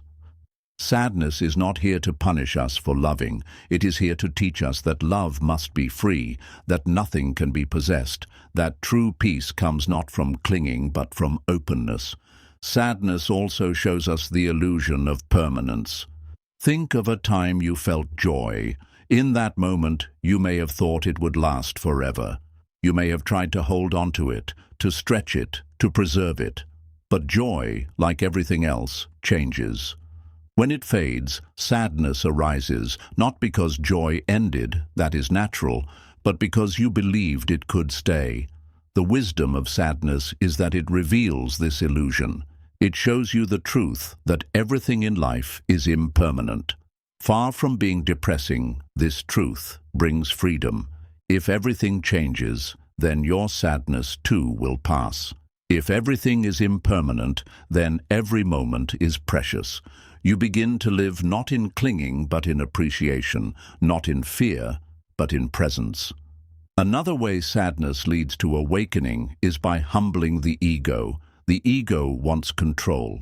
It wants life to unfold according to its plans. It wants to be invincible, untouchable, in charge. Sadness crushes this illusion. It arrives suddenly, often without your consent, and reminds you that you are human, vulnerable, limited. At first, this feels like defeat, but with time, you begin to see that humility is not weakness. It is wisdom. The ego that clings, demands, and resists is the very source of suffering. Sadness softens the ego, breaks its walls, and opens the possibility of surrender. In surrender, there is freedom. You stop fighting life, and you begin to flow with it. Sadness also deepens compassion. Without sadness, your heart might remain shallow, focused only on your own desires. But when you have suffered, you recognize suffering in others. You see the hidden pain in their eyes, you sense the loneliness in their silence, you feel the heaviness they carry. Your sadness becomes the bridge that connects you to them. Instead of isolating you, sadness unites you with humanity. You realize that suffering is not yours alone, it is shared by all beings. From this realization, compassion arises naturally. And compassion is one of the highest forms of awakening because it transforms your life from self-centered pursuit to selfless love.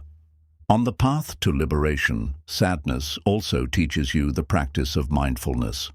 Normally, when sadness arrives, the mind tries to escape. It distracts itself, denies the pain, or drowns in stories of the past and future. But when you sit with sadness mindfully, when you breathe with it and observe it without judgment, something changes. You begin to see sadness not as a solid block, but as a moving process.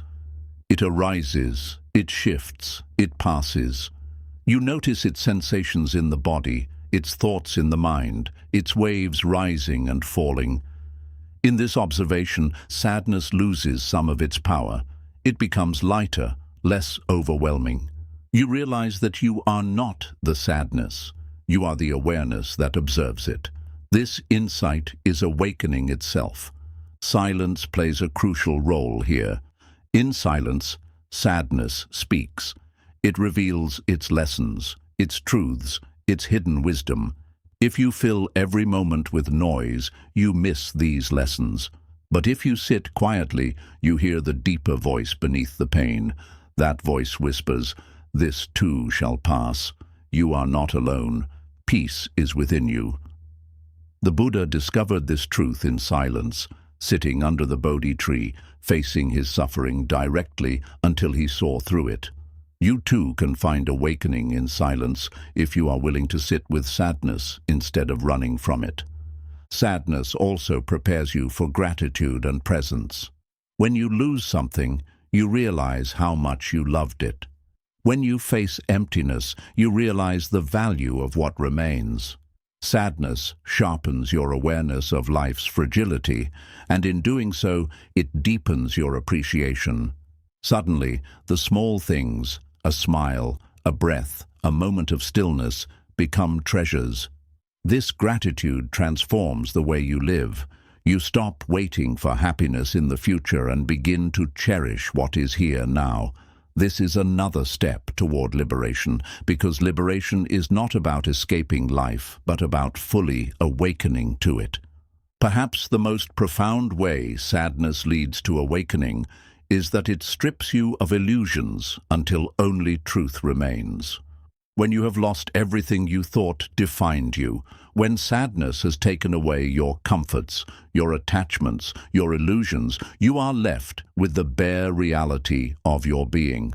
And in that bare reality, you discover something unshakable.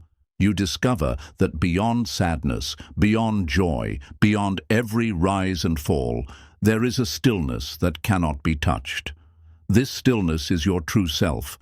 Not the personality, not the roles, not the stories, but the awareness that watches it all. Sadness pushes you to this discovery by taking away everything else. So when sadness comes, instead of seeing it as an enemy, see it as a guide. Ask yourself, what is this sadness trying to show me? What illusion is it asking me to release? What truth is it guiding me toward? When you approach sadness with curiosity and openness, it transforms. It becomes not a chain but a key, not a prison but a doorway. Each moment of sadness becomes an invitation to awaken, to see more clearly, to love more deeply, to live more fully. In the end, sadness is not just a feeling to be endured. It is a path to liberation. It is the mud from which the lotus blooms, the fire that purifies, the storm that clears the sky. Without sadness, awakening might remain an abstract idea. With sadness, awakening becomes real, urgent, alive. Every sadness you have ever felt, and every sadness you will ever feel, is preparing you for this awakening. It is shaping your heart, refining your soul, guiding you back to the truth that peace has never been outside of you. It has always been within, waiting to be discovered. So the next time sadness visits, bow to it as a teacher. Welcome it as a guide. Let it lead you inward, past the illusions, past the clinging, past the fear, into the vast stillness of your true self. There, in that stillness, you will discover liberation, not freedom from sadness, but freedom within it. And that is the deepest awakening of all. Sadness connects you to the wholeness of life. It is easy to think of sadness as something separate, something that isolates you, something that cuts you off from the flow of life.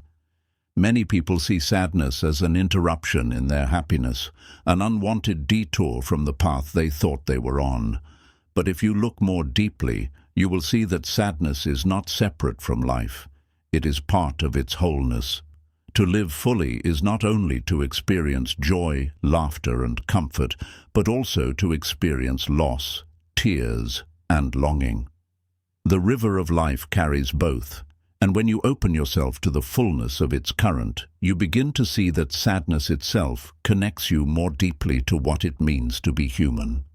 From the Buddhist perspective, life is made up of opposites that exist in harmony. There is light and there is darkness, birth and death, growth and decay, joy and sorrow. Without one, the other could not exist.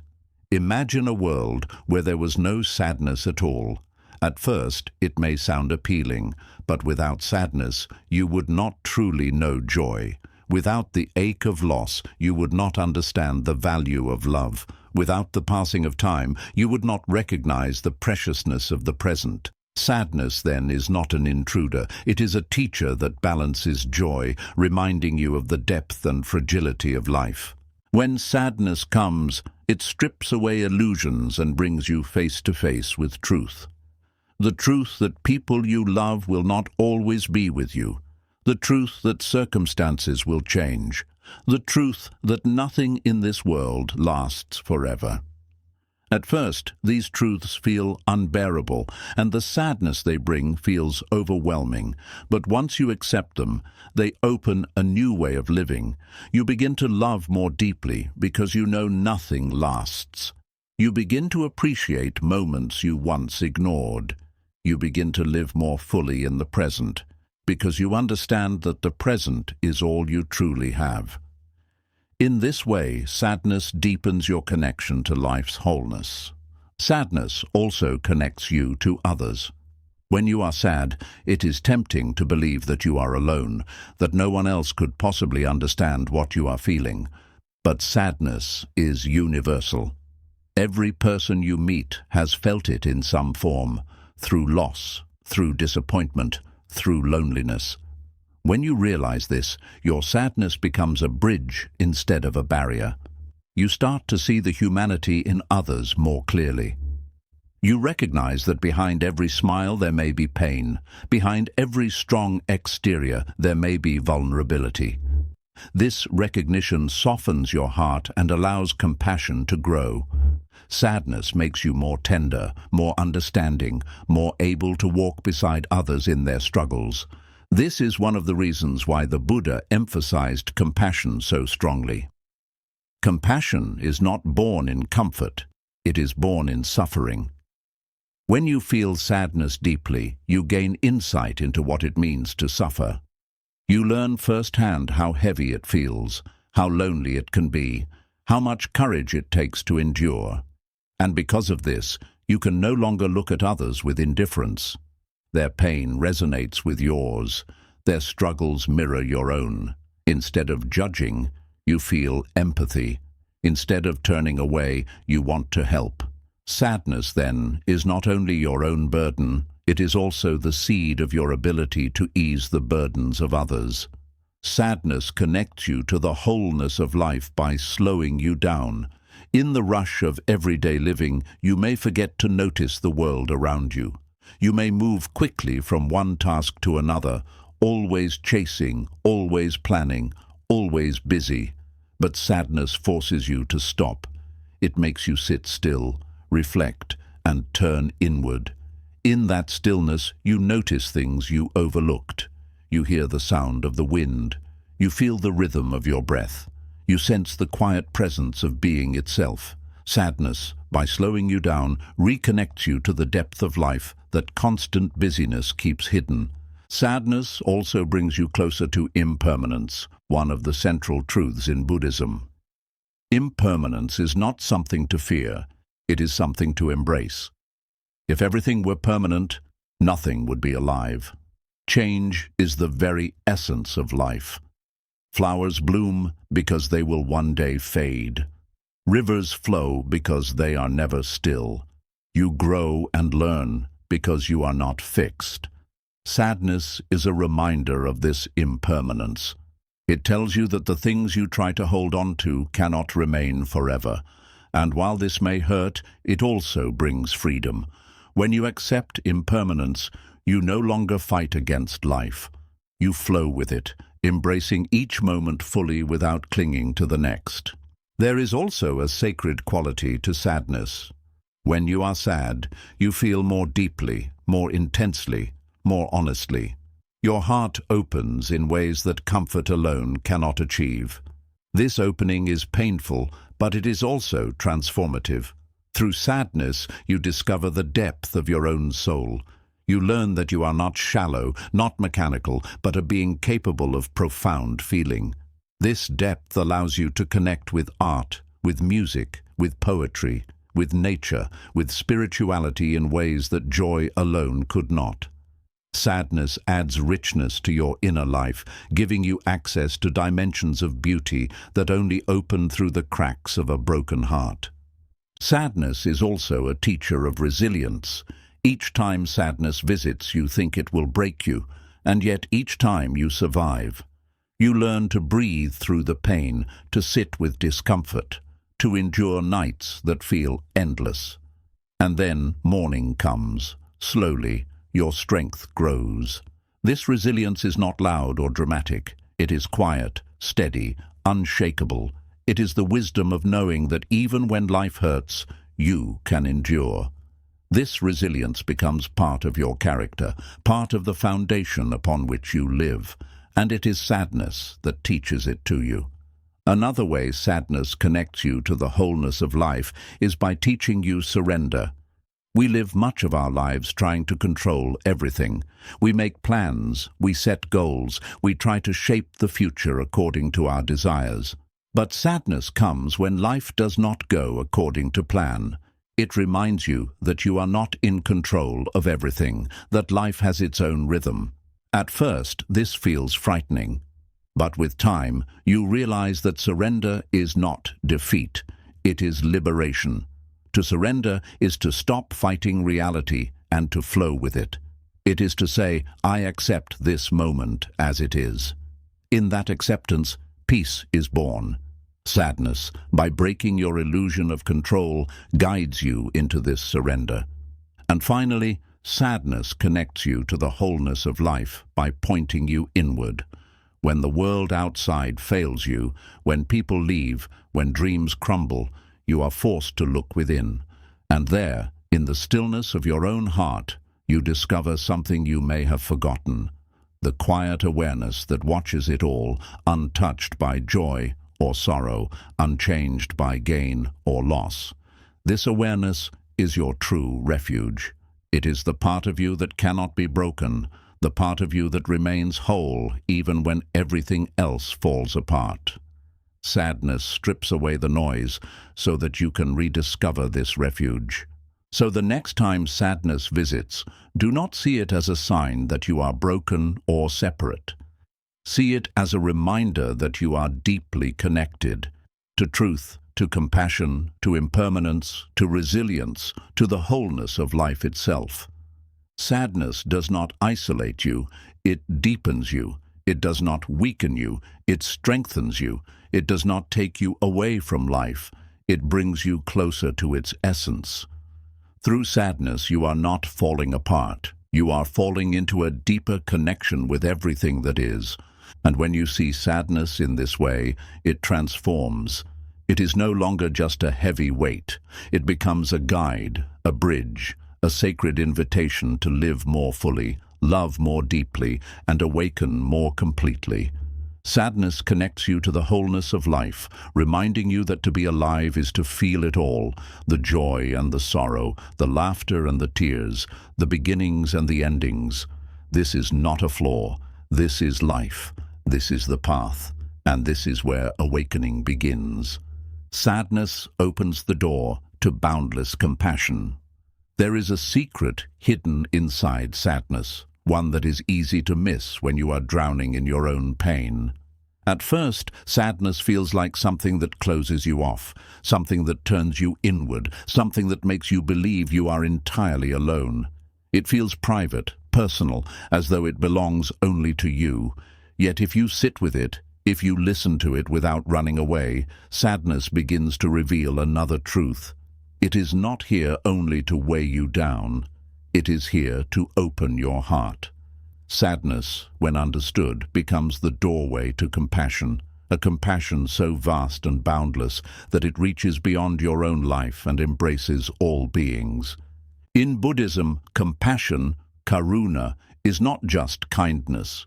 It is the deep recognition that all beings suffer and the heartfelt desire to ease that suffering. Compassion is born not from abstract thought, but from experience.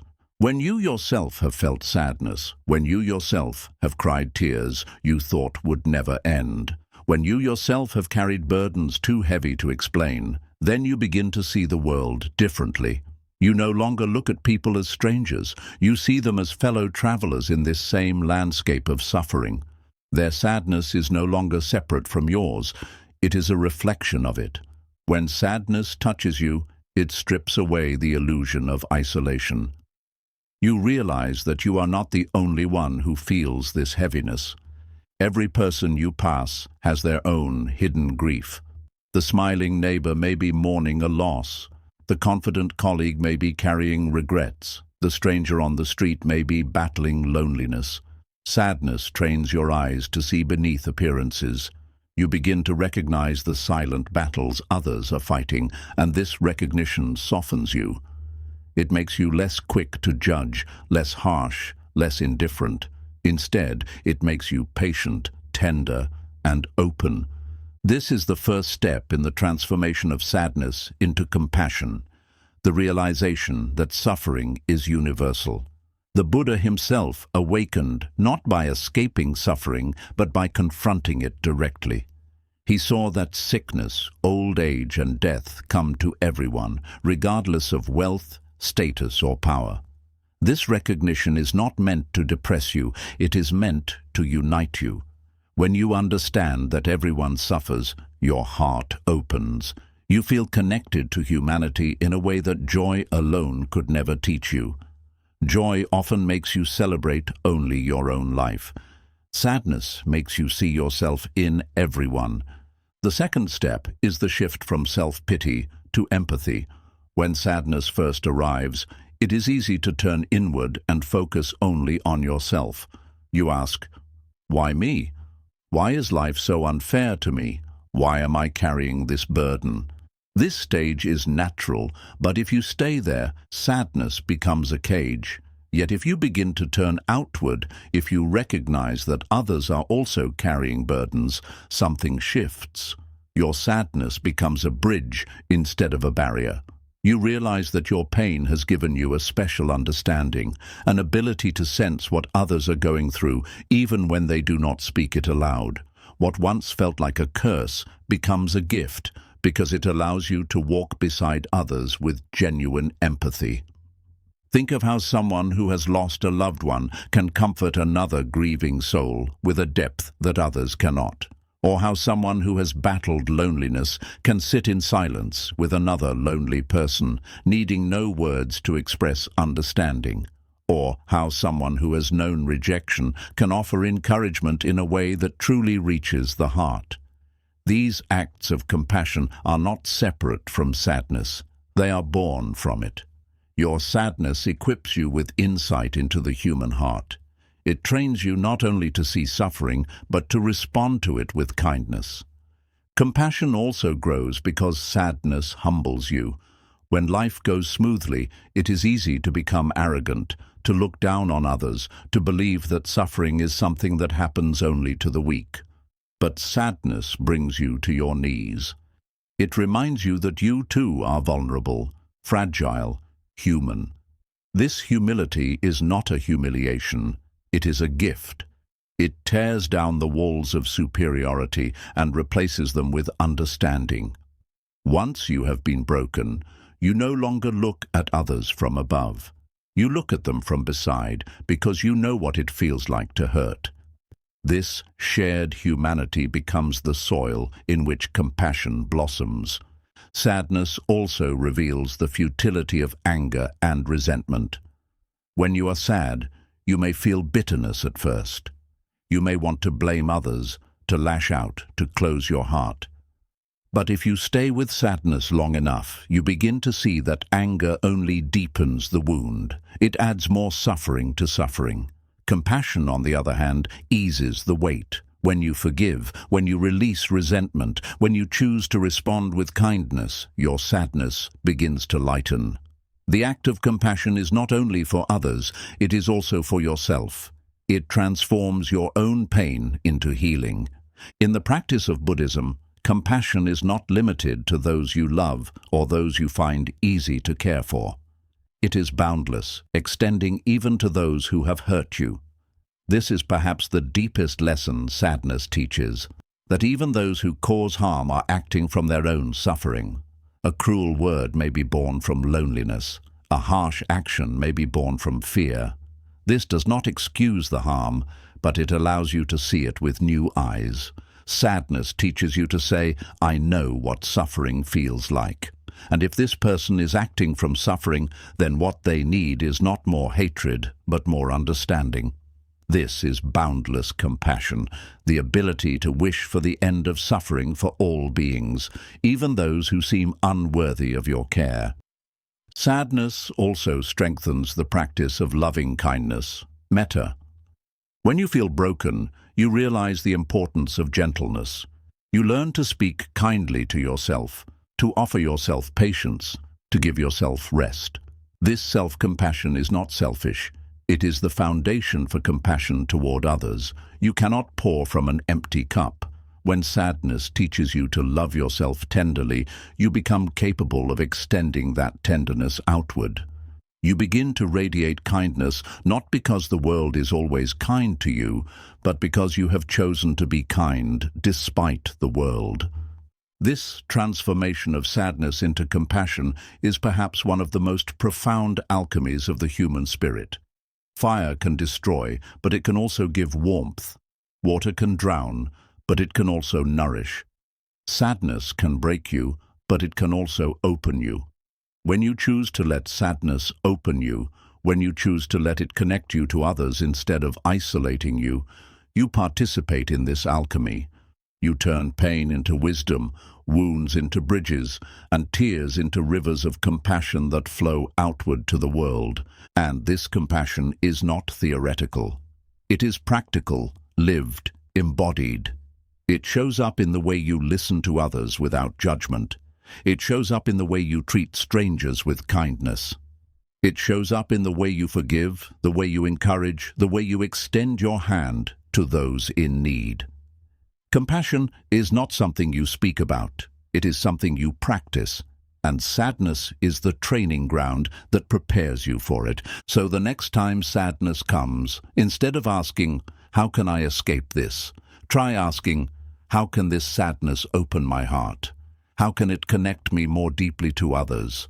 How can it be transformed into compassion? When you ask these questions, sadness changes. It no longer feels like a closed door. It becomes an open gate, leading you to a love that is not limited by conditions, not confined by preferences, not restricted by boundaries. It becomes boundless compassion, the very heart of awakening. In this way, sadness is not only part of your path, it is one of the greatest blessings on it.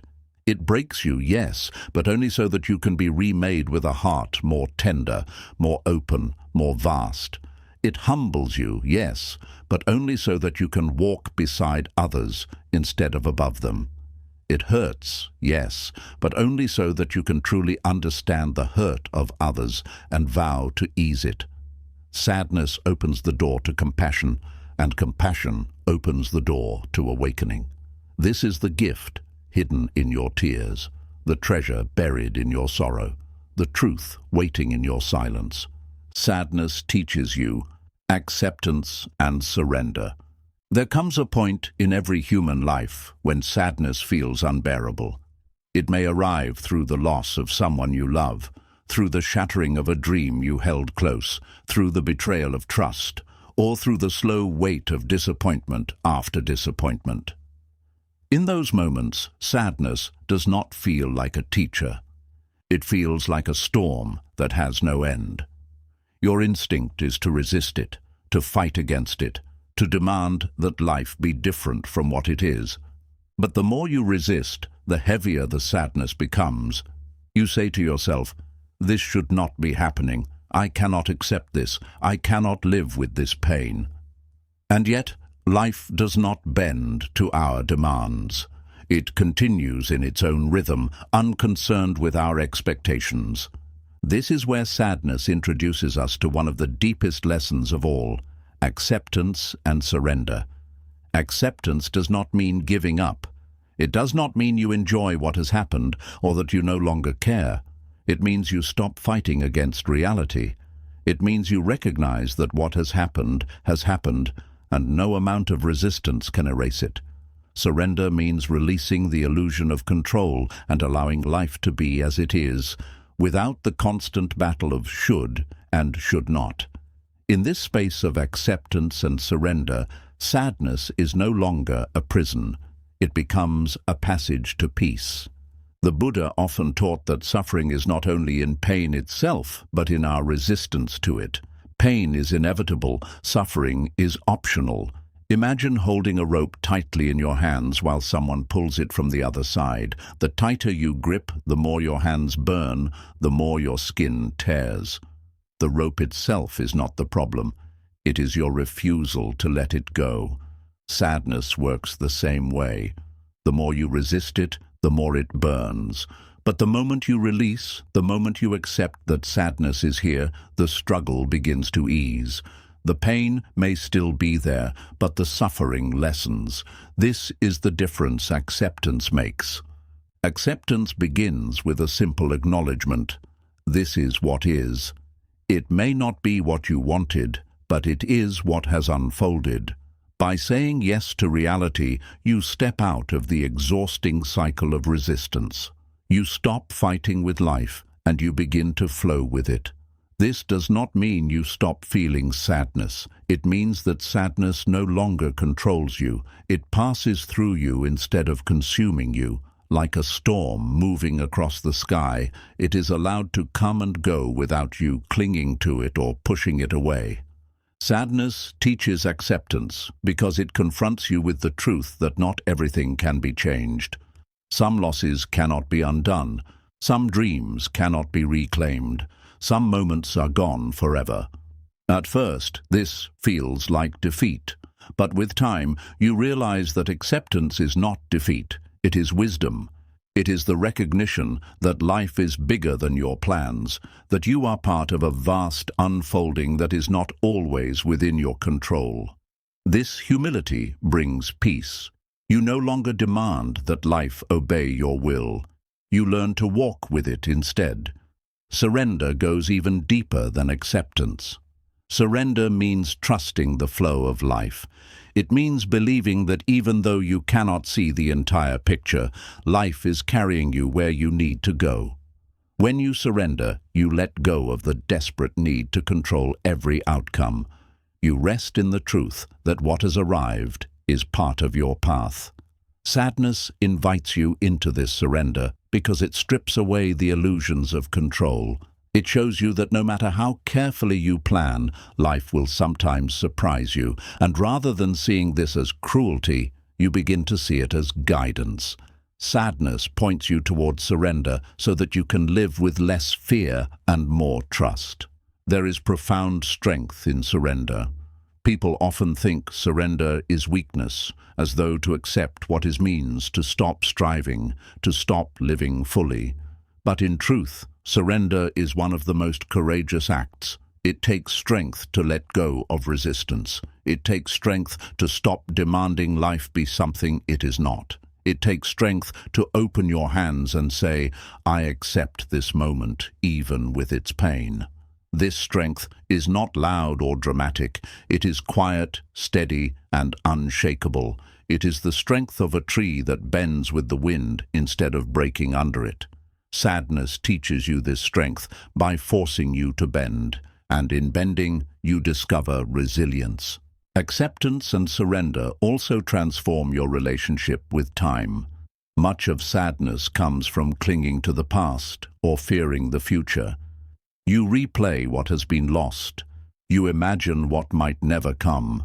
But when you practice acceptance, you return to the present moment. You say, right now, this is what is here. I do not need to relive yesterday. I do not need to control tomorrow. I can sit with this moment as it is. This presence is liberating. It frees you from the endless cycle of regret and fear. It allows you to find peace even in sadness because you are no longer adding layers of suffering with your mind. Sadness also teaches you acceptance by reminding you of impermanence. Every sadness you have ever felt has eventually shifted, softened, or passed. In the moment, it feels endless. But nothing in life lasts forever. Not joy, not sorrow, not even the deepest grief. When you remember this, acceptance becomes easier. You no longer fear that sadness will destroy you because you know it is temporary. You let it move through you, trusting that it will one day pass, just as all things do. Impermanence, far from being something to fear, becomes a source of peace. Another gift of acceptance is gratitude. At first, this may sound impossible. How can you be grateful for sadness? But gratitude does not mean you are thankful for pain itself. It means you are thankful for what pain has taught you. Sadness teaches you to appreciate joy more deeply, to treasure moments while they last, to value relationships, to live with presence. When you accept sadness instead of rejecting it, you begin to see its hidden gifts. You realize that it has shaped you, humbled you, softened you, and opened you. This gratitude transforms sadness from something meaningless into something sacred. Acceptance and surrender also bring compassion. When you accept your own sadness, you stop hiding it, suppressing it, or pretending to be invulnerable.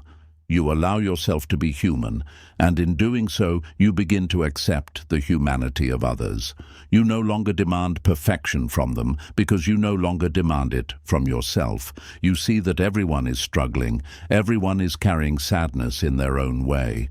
This recognition deepens compassion, making you gentler, kinder, and more understanding. Ultimately, sadness teaches you that acceptance and surrender are not about resignation. They are about freedom.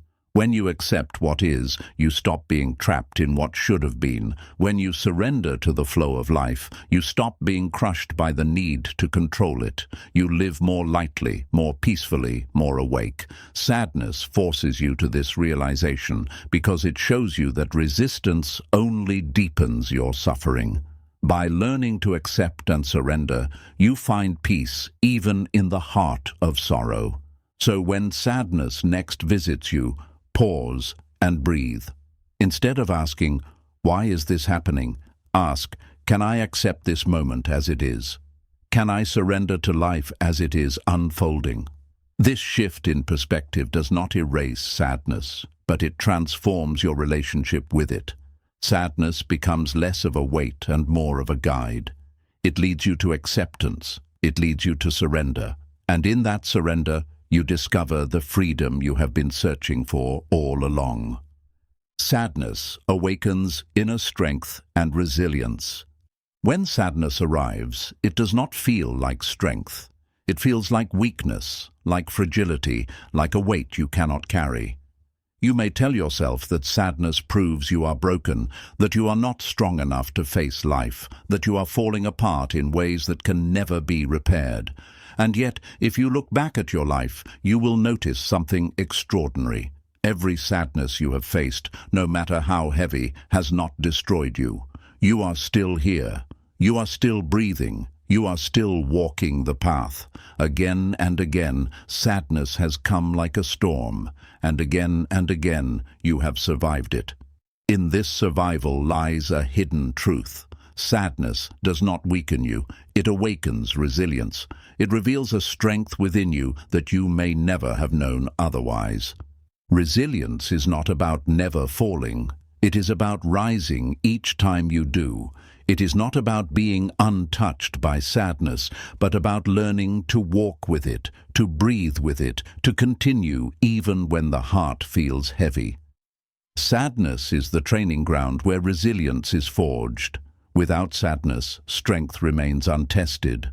Without sadness, you may never realize the depth of your own endurance. It is through sadness that you learn the art of carrying burdens, the art of sitting in discomfort, the art of holding steady when everything around you feels unstable. The Buddha taught that suffering is not the end of the path. It is the beginning. It is the fire in which wisdom, compassion, and strength are formed. Think of gold placed in fire. At first it seems as though the fire is destroying it, but in truth the fire is refining it, burning away impurities, revealing its true brilliance. Sadness is this fire in your life. It feels unbearable, but it is refining you, polishing you, awakening a strength that could not be revealed in comfort. At first, sadness makes you feel powerless. You cannot control it. You cannot simply command it to leave. You cannot escape it with ease. But this very powerlessness teaches you resilience. It forces you to develop patience, to learn to sit with feelings that do not instantly change. It teaches you endurance, the ability to stay present even in discomfort. And slowly you realize that although you cannot control the arrival of sadness, you can control your response. You can breathe, you can observe, you can soften instead of hardening. This shift is resilience, the quiet strength of choosing how to meet life even when it does not meet your desires. Resilience is not loud. It is not dramatic. It is not the kind of strength that the world often celebrates in warriors or leaders. It is quiet, steady, almost invisible. It is in the person who continues to get up each morning despite feeling weighed down. It is in the heart that chooses kindness even when wounded. It is in the soul that continues to trust, to hope, to love, even after being hurt. Sadness awakens this kind of strength in you. It strips away illusions of invincibility and replaces them with true resilience, the strength to endure with humility, patience, and grace. Sadness also teaches you adaptability. Life rarely unfolds exactly as you planned. Goals change, relationships shift, circumstances evolve. Sadness arises when reality and expectation collide. At first, you resist, you cling to what was, you fight against change, but eventually, sadness forces you to adapt. You learn to adjust, to live differently, to create new paths. This adaptability is resilience in motion. It is the ability to bend without breaking, to shift without losing yourself. Like bamboo in the wind, you learn to sway with life's storms, and in this swaying, you remain unbroken. Another way sadness awakens resilience is by teaching you the wisdom of impermanence. When sadness arrives, it feels endless. You may believe you will never escape it, never feel joy again, never laugh again. But sadness, like all things, changes. Slowly, it softens. Eventually, it passes. When you experience this again and again, you begin to trust impermanence. You realize that no matter how heavy sadness feels, it will not last forever.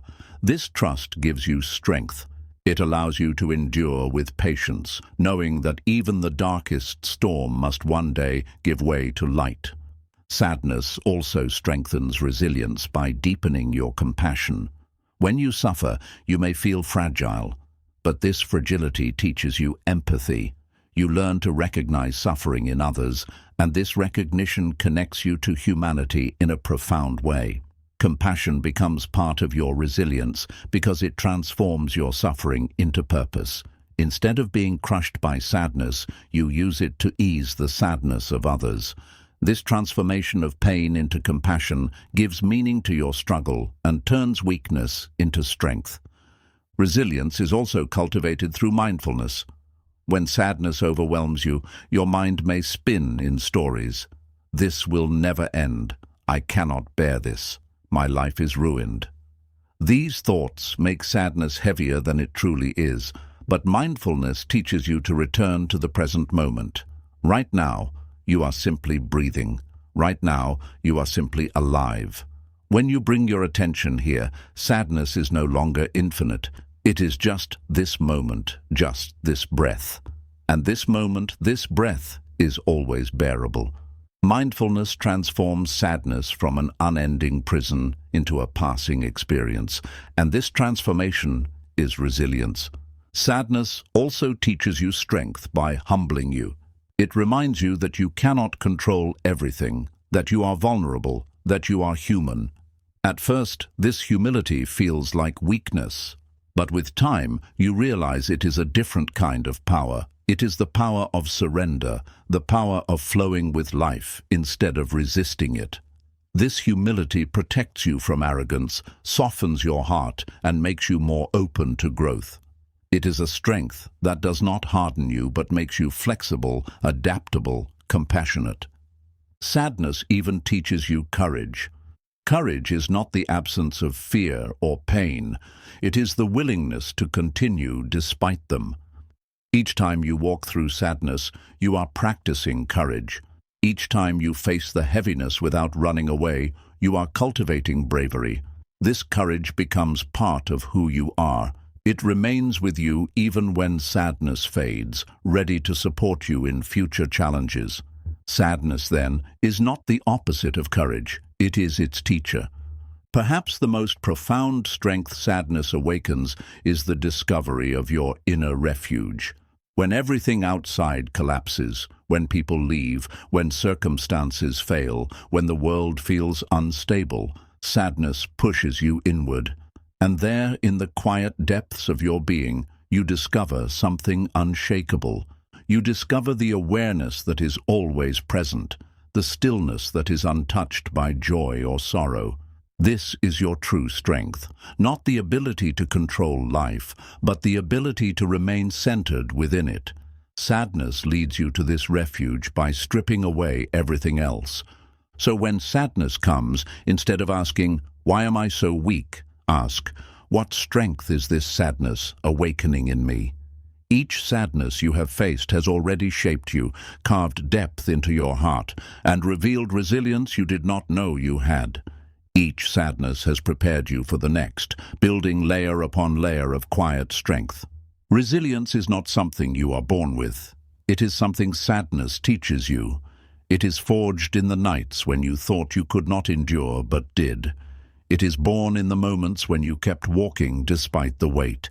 It grows each time sadness visits, each time you survive, each time you rise again. And in this way, sadness is not your enemy, but your teacher, shaping you into someone stronger, wiser, and more compassionate than you were before. Sadness teaches you to know yourself deeply. Most of the time, we move through life without truly knowing ourselves. We are caught up in activity, in obligations, in goals and routines. We play roles, student, worker, parent, friend, and often mistake these roles for who we really are.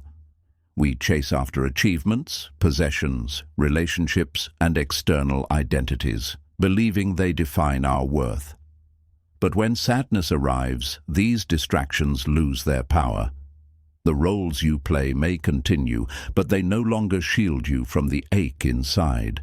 The achievements may still be there, but they feel empty against the heaviness in your chest.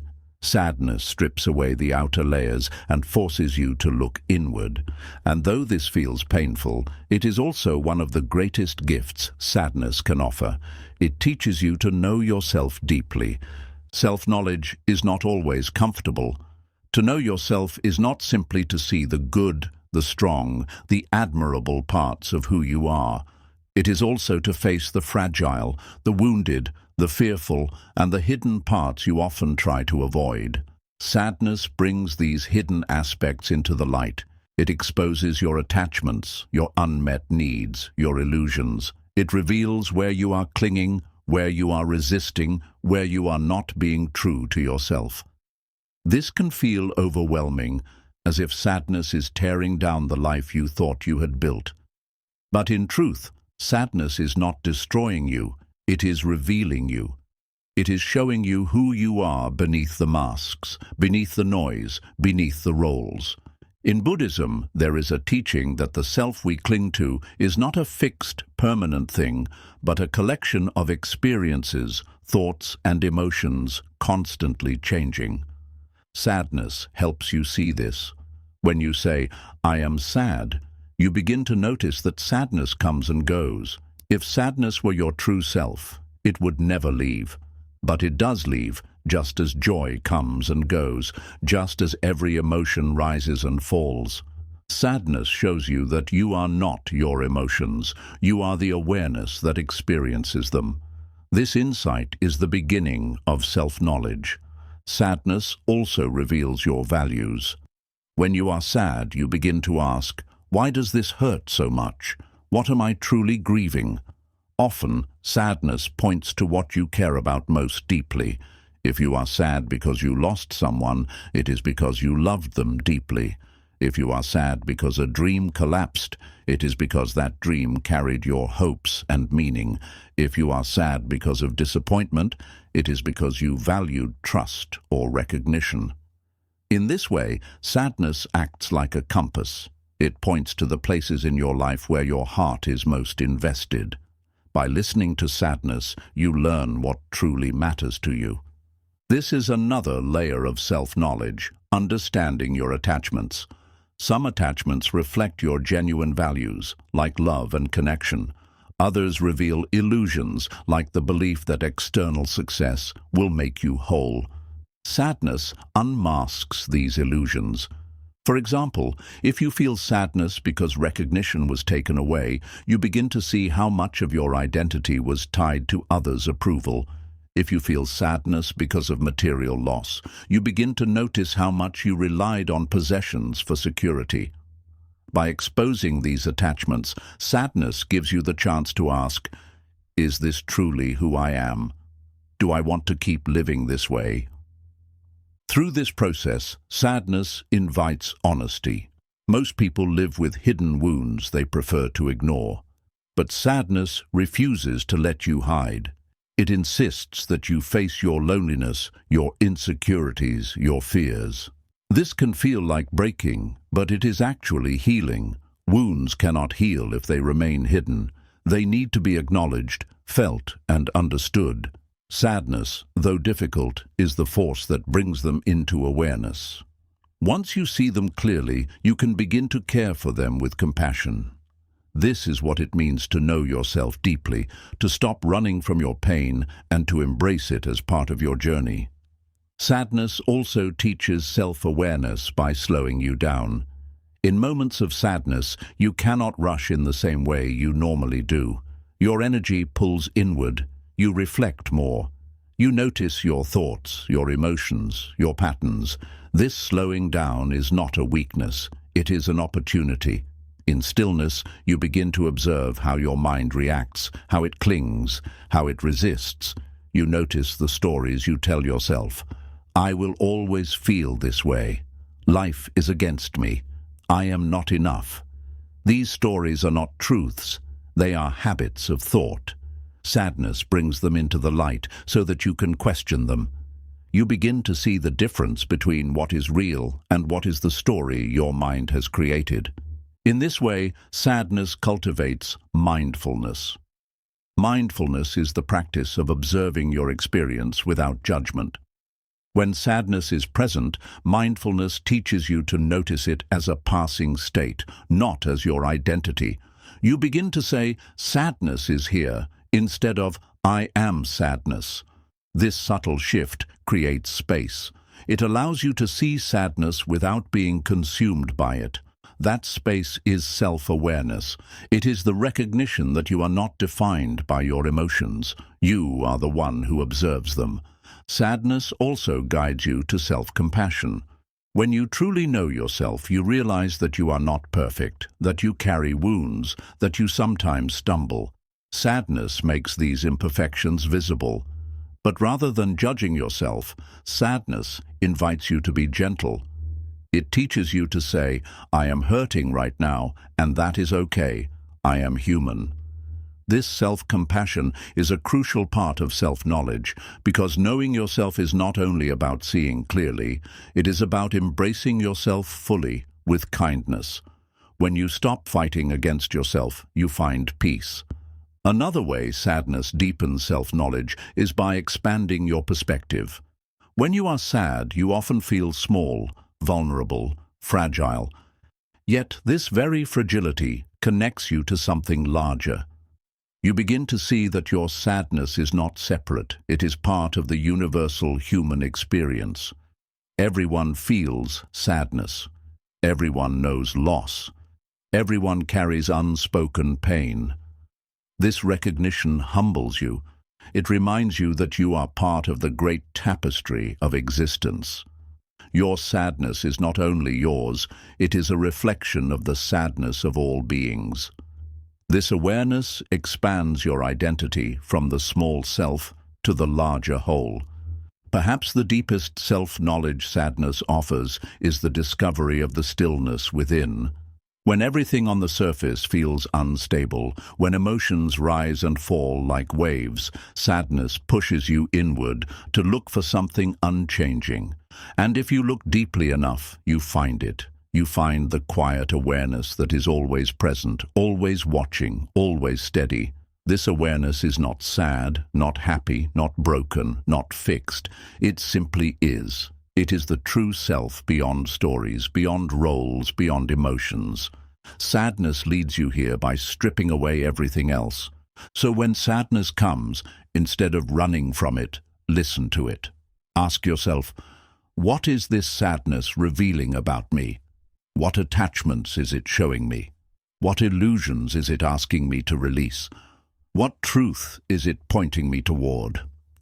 These questions transform sadness into a teacher. Instead of seeing it as a weight, you see it as guidance.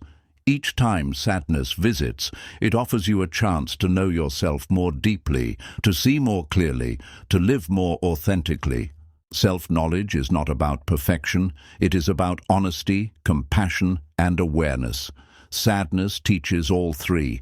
It shows you your wounds honestly. It asks you to embrace them with compassion, and it awakens the awareness that observes it all without being destroyed. In this way, sadness becomes not just a burden, but a blessing. It opens the door to self-understanding, and through self-understanding, to liberation. Sadness teaches detachment and freedom from illusions. There is a truth at the center of Buddhism that is both simple and difficult. Much of our suffering comes not from life itself, but from our attachment to it. We cling to people, to outcomes, to identities, to possessions, to expectations. We hold tightly, as though by grasping hard enough we can keep things from changing, as though we can freeze time and prevent the loss that life inevitably brings. But life does not bend to our clinging. People leave, things break, moments pass, dreams dissolve, and when they do, sadness rushes in. At first, sadness feels like punishment, but if you stay with it, if you listen to what it whispers, you begin to see its deeper purpose. Sadness is not here to punish you, it is here to free you.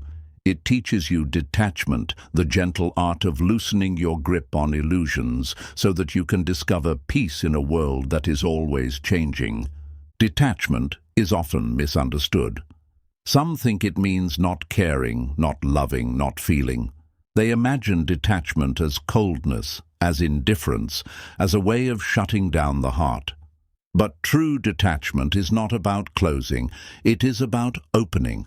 It is about loving fully without clinging, about engaging deeply without needing to possess, about living in the world without being enslaved by it. Sadness teaches this kind of detachment because it shows you what happens when you cling. It shows you the pain of trying to hold on to what cannot be held, and in that pain, it invites you to loosen your grip. Think of holding water in your hands. If you squeeze tightly, the water slips away faster. If you hold gently, the water rests in your palm for a while before naturally flowing on. Life is like that water. Sadness comes when we squeeze too tightly, when we demand permanence in a world that is impermanent. Detachment teaches us to hold gently, to appreciate while we can, and to release when it is time. Sadness is the teacher that shows us the futility of squeezing and the freedom of letting go. Sadness reveals the illusions we live under. One of the greatest illusions is permanence. We act as if relationships will last forever, as if health will never fade, as if circumstances will remain stable. When change comes, as it always does, sadness pierces us. This piercing is painful, but it also awakens us. It reminds us that nothing lasts. The flowers bloom, but they also wilt. The sun rises, but it also sets. Children grow, but they also age. Sadness shatters the illusion of permanence, and though this shattering hurts, it also liberates. For when you accept impermanence, you stop clinging. You begin to live in the present, appreciating each moment for what it is, instead of demanding it last forever. Another illusion sadness exposes is the illusion of control. We build plans, schedules, and dreams as though we are the ultimate architects of life. But sadness arrives when those plans are broken, when outcomes slip beyond our grasp. At first, this feels like failure. But with wisdom, you begin to see that the desire for total control was always an illusion. Life has its own flow, its own rhythm, its own unfolding. Sadness strips away the illusion of control and teaches surrender. And in surrender, you find peace. Not the peace of getting everything you want, but the peace of flowing with what is. Sadness also reveals the illusion of identity. We often define ourselves by roles, achievements, possessions, or relationships. We say, I am successful because of my career. I am valuable because of my partner. I am secure because of my wealth. But when sadness takes these things away, you are left wondering, who am I now? This questioning is painful, but it is also sacred. It forces you to look deeper, beyond the labels, beyond the roles, beyond the shifting identities. Sadness teaches that you are not your titles, not your possessions, not even your relationships. You are the awareness that remains when everything else falls away. This detachment from false identities is freedom. It frees you from living only for appearances and connects you to the truth of your being. Sadness teaches detachment through impermanence in love as well. When you love someone, you may be tempted to cling, to hold tightly, to believe they will always remain exactly as they are. But sadness arrives when love changes, when distance grows, when relationships shift, when death takes someone from you. The temptation is to close your heart, to protect it by refusing to love again. But true detachment is not about closing. It is about opening without clinging. It is about loving with the knowledge that all love carries the possibility of loss. Sadness teaches you this truth. It hurts, yes, but it also invites you to love more freely, more deeply, without the desperate grip of possession. In this way, sadness teaches that detachment is not the absence of love. It is the purification of it. It is love without chains, love without fear, love without control. It is love that allows the beloved to be free. Love that celebrates without needing to hold. Love that endures even when circumstances change. This is the highest form of love, and sadness, paradoxically, is the teacher that points you to it. Sadness also guides you into freedom from illusions of happiness. Many people believe happiness is found in external things, wealth, recognition, possessions, pleasures. But sadness still comes, even when those things are present. This shows you that external things cannot guarantee peace. They may bring comfort, but they do not end suffering. Sadness tears away the illusion that happiness can be purchased or possessed. It invites you to look inward, to discover the peace that does not depend on circumstances. This inward turn is detachment in action, the shift from relying on external illusions to resting in inner truth. Detachment is not a rejection of the world. It is a new way of living in it. You still care, you still engage, you still love, but you no longer cling desperately. You no longer build your identity on illusions. You no longer resist the changing flow of life. Sadness teaches this by showing you again and again that clinging leads to suffering. Each sadness is a lesson in letting go, a reminder that freedom comes not from holding tighter, but from loosening your grip. Think of the lotus flower, a symbol central to Buddhism. The lotus rises from the mud, unsoiled, blooming in purity above the waters. Sadness is your mud. It is the heaviness, the pain, the darkness. But from this mud, detachment arises. You learn to release illusions, to let go of attachments, to rise above the waters of suffering. Detachment is not escape, it is transcendence. It is the ability to bloom in the midst of life's messiness, untouched by its mud, radiant in its freedom. Sadness also teaches that detachment is not a one-time achievement, but a lifelong practice. Each sadness is another opportunity to release, another lesson in loosening, another invitation to freedom. Sometimes you succeed, sometimes you fall back into clinging, but each moment is practice. Slowly, gently, you learn. Slowly, gently, you grow. Each sadness becomes part of your training, preparing you for greater peace. So when sadness comes, instead of asking, "How can I get rid of this?" try asking, "What illusion is this sadness revealing? What am I clinging to that I must release? What freedom is waiting on the other side of this?" These questions turn sadness from a prison into a path.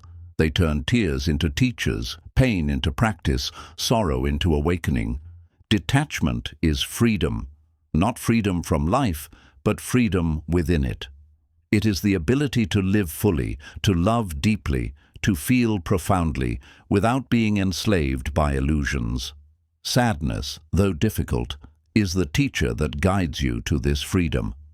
Each time it breaks your illusions, each time it asks you to release, it is not punishing you, it is preparing you, it is guiding you to the place where peace is no longer dependent on circumstances, where love is no longer bound by clinging, where your heart is free to bloom like the lotus in the mud. Sadness prepares you for awakening through impermanence and death. For most of life, we live as if time will never run out. We go about our days believing that the people we love will always be here, that our bodies will always remain strong, that our chances will always come again. We build dreams as though they will stand forever, and we attach ourselves to possessions and identities as if they are eternal. But then sadness arrives, through loss, through endings, through the gradual awareness that nothing remains the same, and in its arrival, it tears open a truth we often try to avoid. That truth is impermanence. Everything changes, everything passes, and ultimately, everything dies. At first, this truth feels unbearable. The mind rebels against it, the heart resists it. We tell ourselves that death is far away, that loss is something that happens to others, that impermanence is only an idea and not something we must face. But life, in its unshakable honesty, refuses to let us escape. Sadness becomes its messenger.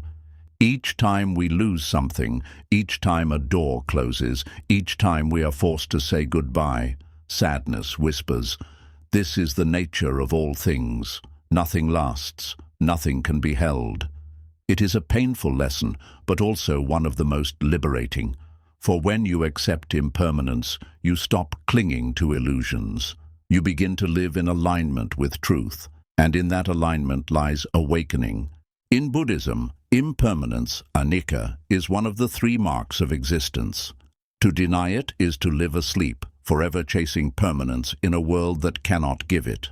To accept it is to begin to awaken.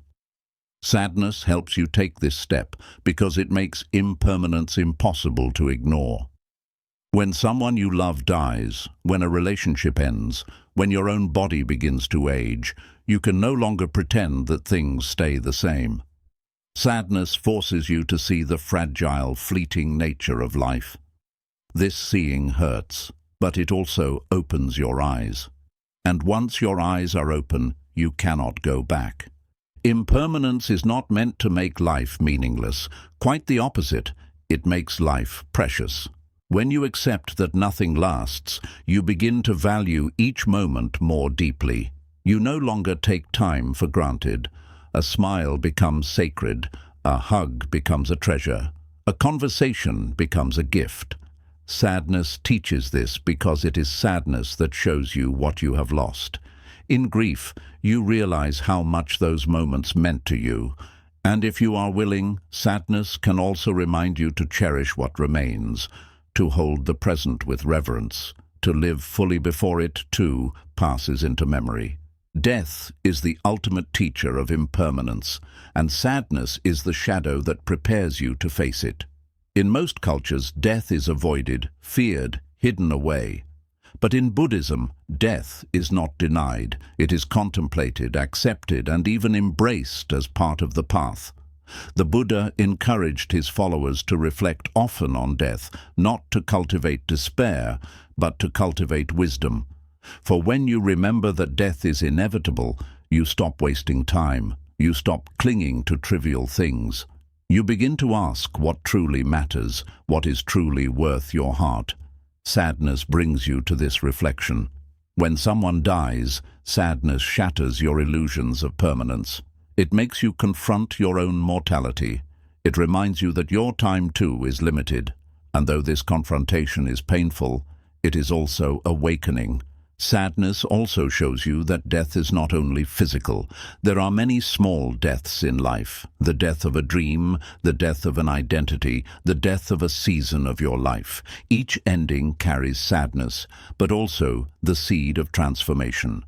Just as the leaves fall in autumn so that new growth can come in spring, so too do endings clear the way for new beginnings. Sadness teaches you to see these deaths not as punishments, but as transitions. Each one prepares you for the final transition, the moment when you too will let go of this form. When you see this, you begin to live differently. You no longer fear endings, because you understand that they are part of the cycle of renewal. Facing impermanence through sadness also frees you from the tyranny of clinging. Most of our suffering comes from trying to hold on to what must change. We cling to youth and we suffer when the body ages. We cling to possessions and we suffer when they break. We cling to people and we suffer when they leave. Sadness shows you this cycle clearly. It is the pain of clinging revealed, and in that revelation lies an invitation. Let go. Not to stop loving, not to stop living, but to live and love without clinging, to hold gently instead of tightly, to allow life to flow instead of demanding it stay. This detachment is not coldness, it is freedom. Sadness, by breaking your grip, points you toward it. Sadness also prepares you for awakening by teaching humility before death. In the face of death, all illusions of control collapse. No wealth, no power, no achievement can prevent it. This realization is humbling. It strips away arrogance, pride, and self-importance. It brings you face to face with your humanity, and in that humility, compassion grows. You realize that everyone is walking toward the same end, that all beings are fragile, that no one is exempt. Sadness opens your heart to this shared truth, softening you into empathy, connecting you to the great web of existence. Death, contemplated through sadness, also teaches you presence. If tomorrow is uncertain, then today is all you truly have. Sadness makes this real. It reminds you that the person you love may not always be here, that the chance you have today may not come again. It urges you to live fully in this moment, to speak the words you have been holding back, to show the love you have been postponing, to embrace life as it unfolds. In this way, sadness is not a thief of joy, but a revealer of urgency. It shows you that life is too fragile to live half asleep. Sadness even transforms your understanding of death itself. At first, death seems like an absolute ending, a void, a terrifying nothingness. But when you sit with sadness deeply, you begin to see that death is not separate from life, it is part of its rhythm. Just as inhaling requires exhaling, just as day requires night, life requires death. They are not enemies, but partners. Sadness softens your fear of death by showing you that endings are natural. And when you see this, death no longer feels like an interruption. It feels like a continuation, a return, a transformation into another form of existence. Sadness, then, is not only about loss, it is about awakening to the truth of impermanence and death. And when you awaken to this truth, your entire perspective changes. You live more fully. You love more deeply. You let go more easily. You stop wasting time on what does not matter. You begin to align your life with the eternal rather than the temporary. Sadness prepares you for this awakening by stripping away illusions, by confronting you with endings, by making you face what you would rather avoid. It hurts, yes, but it also opens the door to liberation. So the next time sadness arises, instead of asking, "Why must I feel this?" ask, "What is this sadness teaching me about impermanence? What is it reminding me about death? How is it preparing me to live more fully, love more freely, and awaken more deeply?"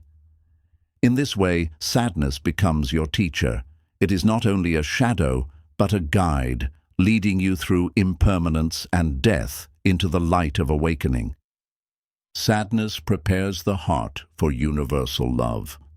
When you first meet sadness, it feels like a thief. It feels like it takes love away, stealing people from you, cutting bonds, creating emptiness where once there was closeness. Sadness after heartbreak feels like love has betrayed you. Sadness after loss feels like love has abandoned you. Sadness after disappointment feels like love was an illusion. For many, sadness becomes the reason they close their hearts. They say, "I will not love again. I will not open again. I will not risk this pain again." And yet, if you travel deeply into sadness instead of running from it, you discover something surprising. Sadness does not destroy love, it purifies it. Sadness teaches you that love is not something you own or control. It is not something limited to one person or one circumstance. Sadness, in its painful honesty, prepares your heart to awaken to a love that is boundless, unconditional, and universal. This is one of the deepest teachings of Buddhism, that the human heart has the capacity for limitless compassion and loving kindness, metta. But this capacity is often hidden beneath layers of fear, attachment, and self-centered desire. Sadness strips those layers away. It humbles you, it softens you, it breaks you open so that love can flow more freely. Not the kind of love that clings or demands, but the kind of love that embraces all beings without condition. At first, sadness feels like contraction. Your heart feels smaller, heavier, shut off from joy. But if you remain with it, if you breathe with it, something else begins to happen. The very act of feeling sadness so deeply shows you the vastness of your heart.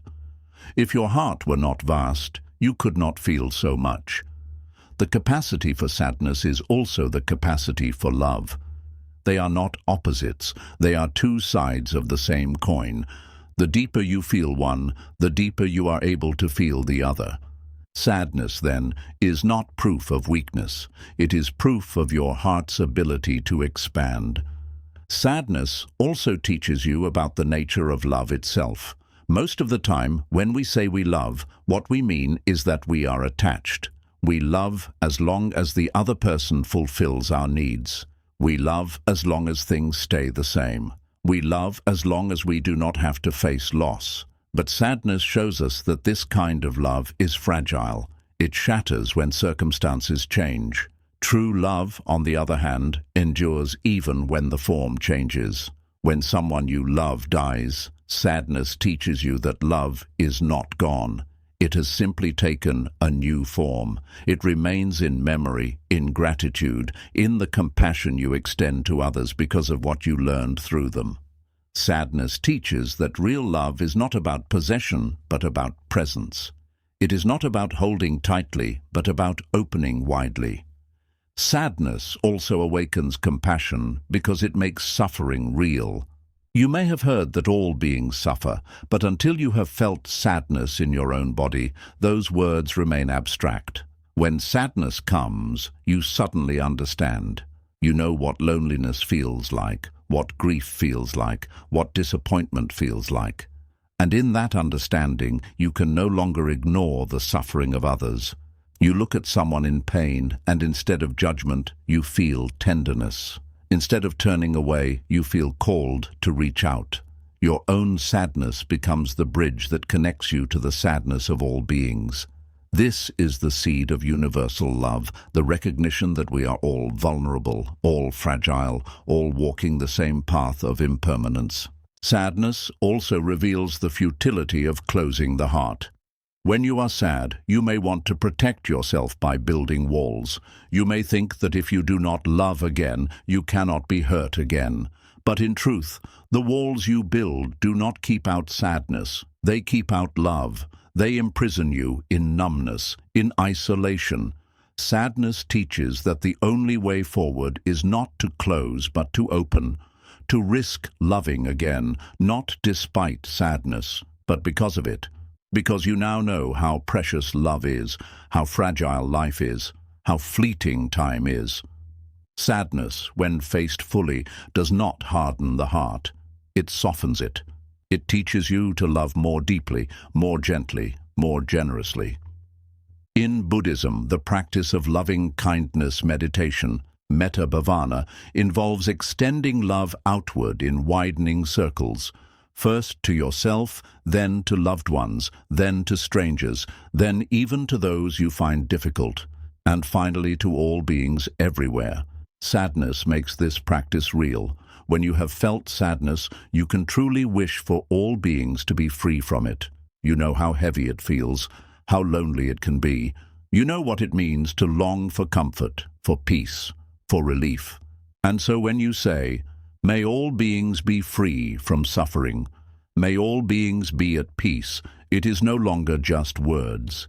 It is the echo of your own heart, shaped by sadness into compassion. Sadness also teaches you that love is not bound by time or space.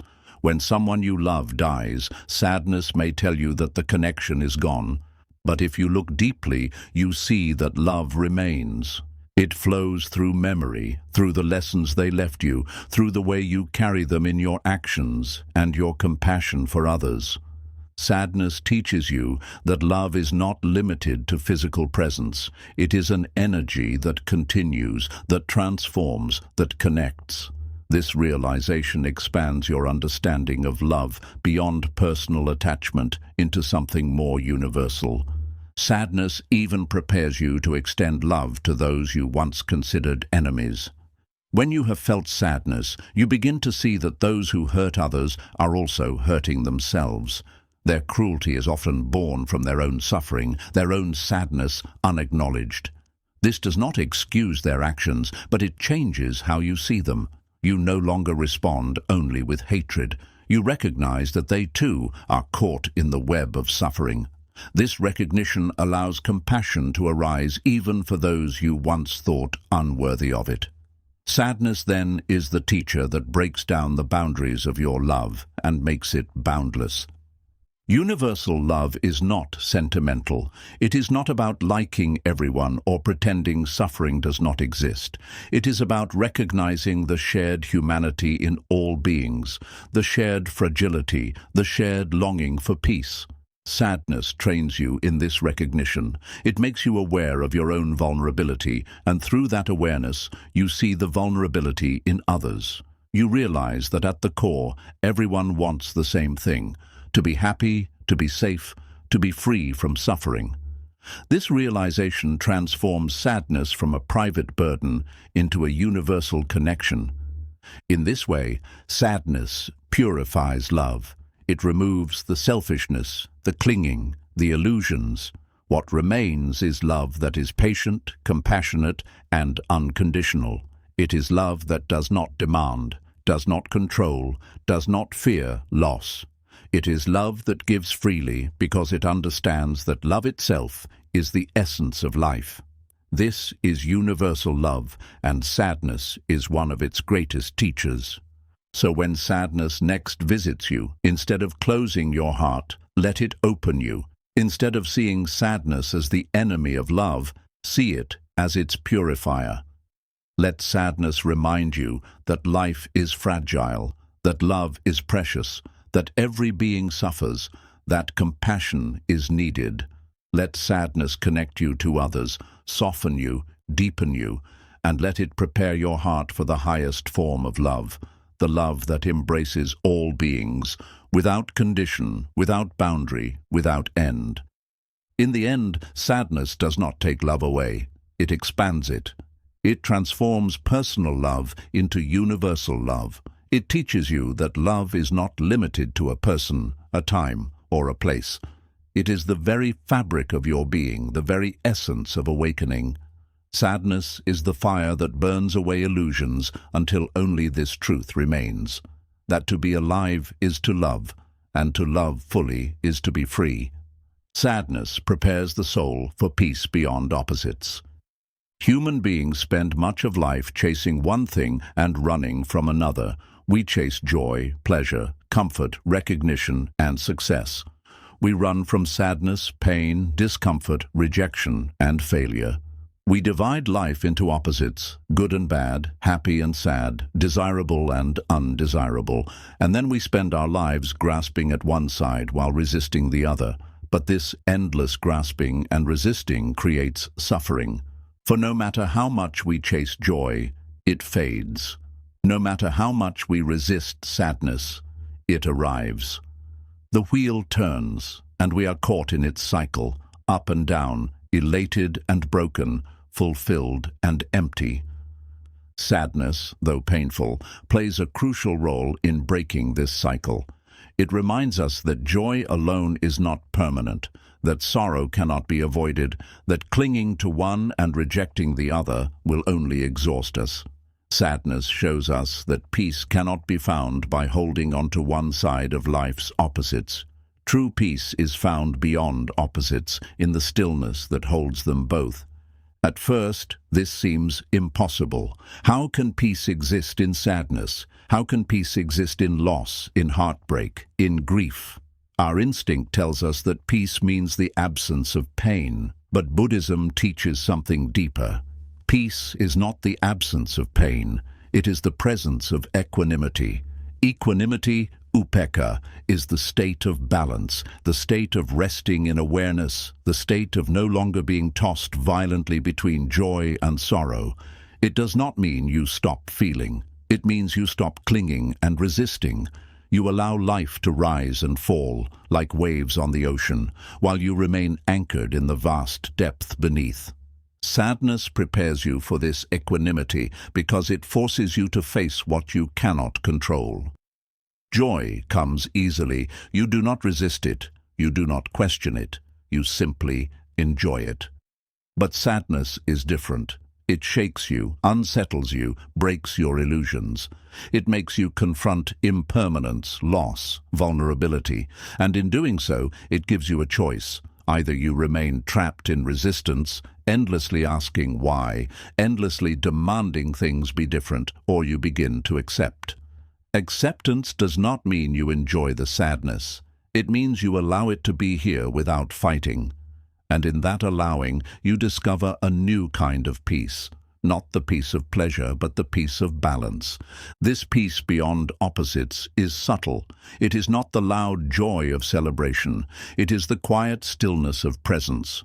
It is the ability to sit with sadness without being consumed by it, to sit with joy without being intoxicated by it. It is the wisdom of knowing that both are temporary, that both will pass, that neither defines who you truly are. Sadness, by breaking your clinging to joy, teaches you this wisdom. It prepares your soul for the deeper peace that lies beyond both sides of life's wheel. Sadness also teaches that joy and sorrow are not enemies, they are companions. Without sadness, joy would have no meaning. Without loss, love would not feel so precious. Without impermanence, presence would not feel so urgent. Sadness deepens your capacity for joy, just as joy makes sadness bearable. They are not opposites to be separated, but partners in the dance of life. To awaken is to see this, to stop dividing life into categories of good and bad, and to embrace it all as part of the wholeness of existence. When you embrace both, you begin to taste freedom. You stop running, you stop clinging, you stop demanding that life give you only joy and never sadness. You begin to walk with both, to hold both, to see that both arise and pass like clouds in the sky. This is peace beyond opposites, the peace of resting in the sky itself, rather than being caught in the storms that pass through it. Sadness trains you for this because it is the harder side of the equation. Joy requires no training. You already welcome it. But sadness requires practice. It requires patience, humility, mindfulness. It requires you to breathe through heaviness, to observe your own resistance, to soften into acceptance. Each time you face sadness in this way, you strengthen the muscle of equanimity. You prepare yourself to face both joy and sorrow with balance. You begin to discover that peace is not dependent on circumstances. It is found in awareness itself. This is why in Buddhist teachings, the awakened mind is described as like a mountain, unmoved by storms, steady in all seasons. The mountain experiences sunshine and rain, snow and wind, but it does not cling to one or resist the other. It remains grounded in its own being. Your soul can be like that mountain. Sadness is the storm that teaches you how to anchor yourself. When you stop resisting sadness, you realize that it cannot destroy you. It passes, just as joy passes. What remains is the awareness that holds it all. That awareness is your true refuge, your true peace. Sadness also expands your compassion in a way that contributes to this peace. When you feel sadness, you become more aware of the suffering of others. You realize that everyone is caught in the same cycle of opposites. Everyone experiences joy and loss, pleasure and pain, beginnings and endings. This recognition softens your heart, making you less judgmental, less reactive, more patient. Compassion itself is a form of peace. It frees you from the endless focus on your own suffering and connects you to the shared humanity of all beings. This connection dissolves loneliness and brings a sense of belonging to the greater whole. Sadness even teaches you to find beauty in impermanence. At first, impermanence feels cruel because it takes things away. But when you see more deeply, you realize that impermanence is what makes life beautiful. The flower is precious because it fades. The sunrise is sacred because it passes. The moment is valuable because it will not return. Sadness reveals this beauty by showing you what you have lost and by reminding you to cherish what remains. This shift from resisting impermanence to appreciating it is another form of peace. It transforms sadness from an enemy into a teacher of gratitude. Ultimately, sadness prepares you for the highest awakening, the realization that true peace is not found in joy or in sorrow, but in the awareness that holds both. This awareness is beyond opposites. It is not touched by gain or loss, success or failure, praise or blame, pleasure or pain. It simply is. The Buddha called it nirvana, the extinguishing of clinging and aversion, the liberation from the cycle of opposites. Sadness, by breaking your illusions, points you toward this awakening. It teaches you that the peace you long for cannot be found in external conditions. It can only be found within, in the stillness that remains when you stop fighting life. So when sadness visits you, instead of asking, "When will this end?" ask, "What is this teaching me about peace? How is this sadness preparing me to see beyond opposites, to find balance, to awaken to the awareness that holds it all?" In this way, sadness is no longer just a weight. It becomes a guide. It points you to the mountain within, the sky beyond the clouds, the stillness at the heart of all experience. Sadness does not take peace away. It prepares you for the deepest peace of all. It shows you that peace is not joy without sorrow, but freedom beyond both. It is the calm that remains when you stop clinging to one and rejecting the other.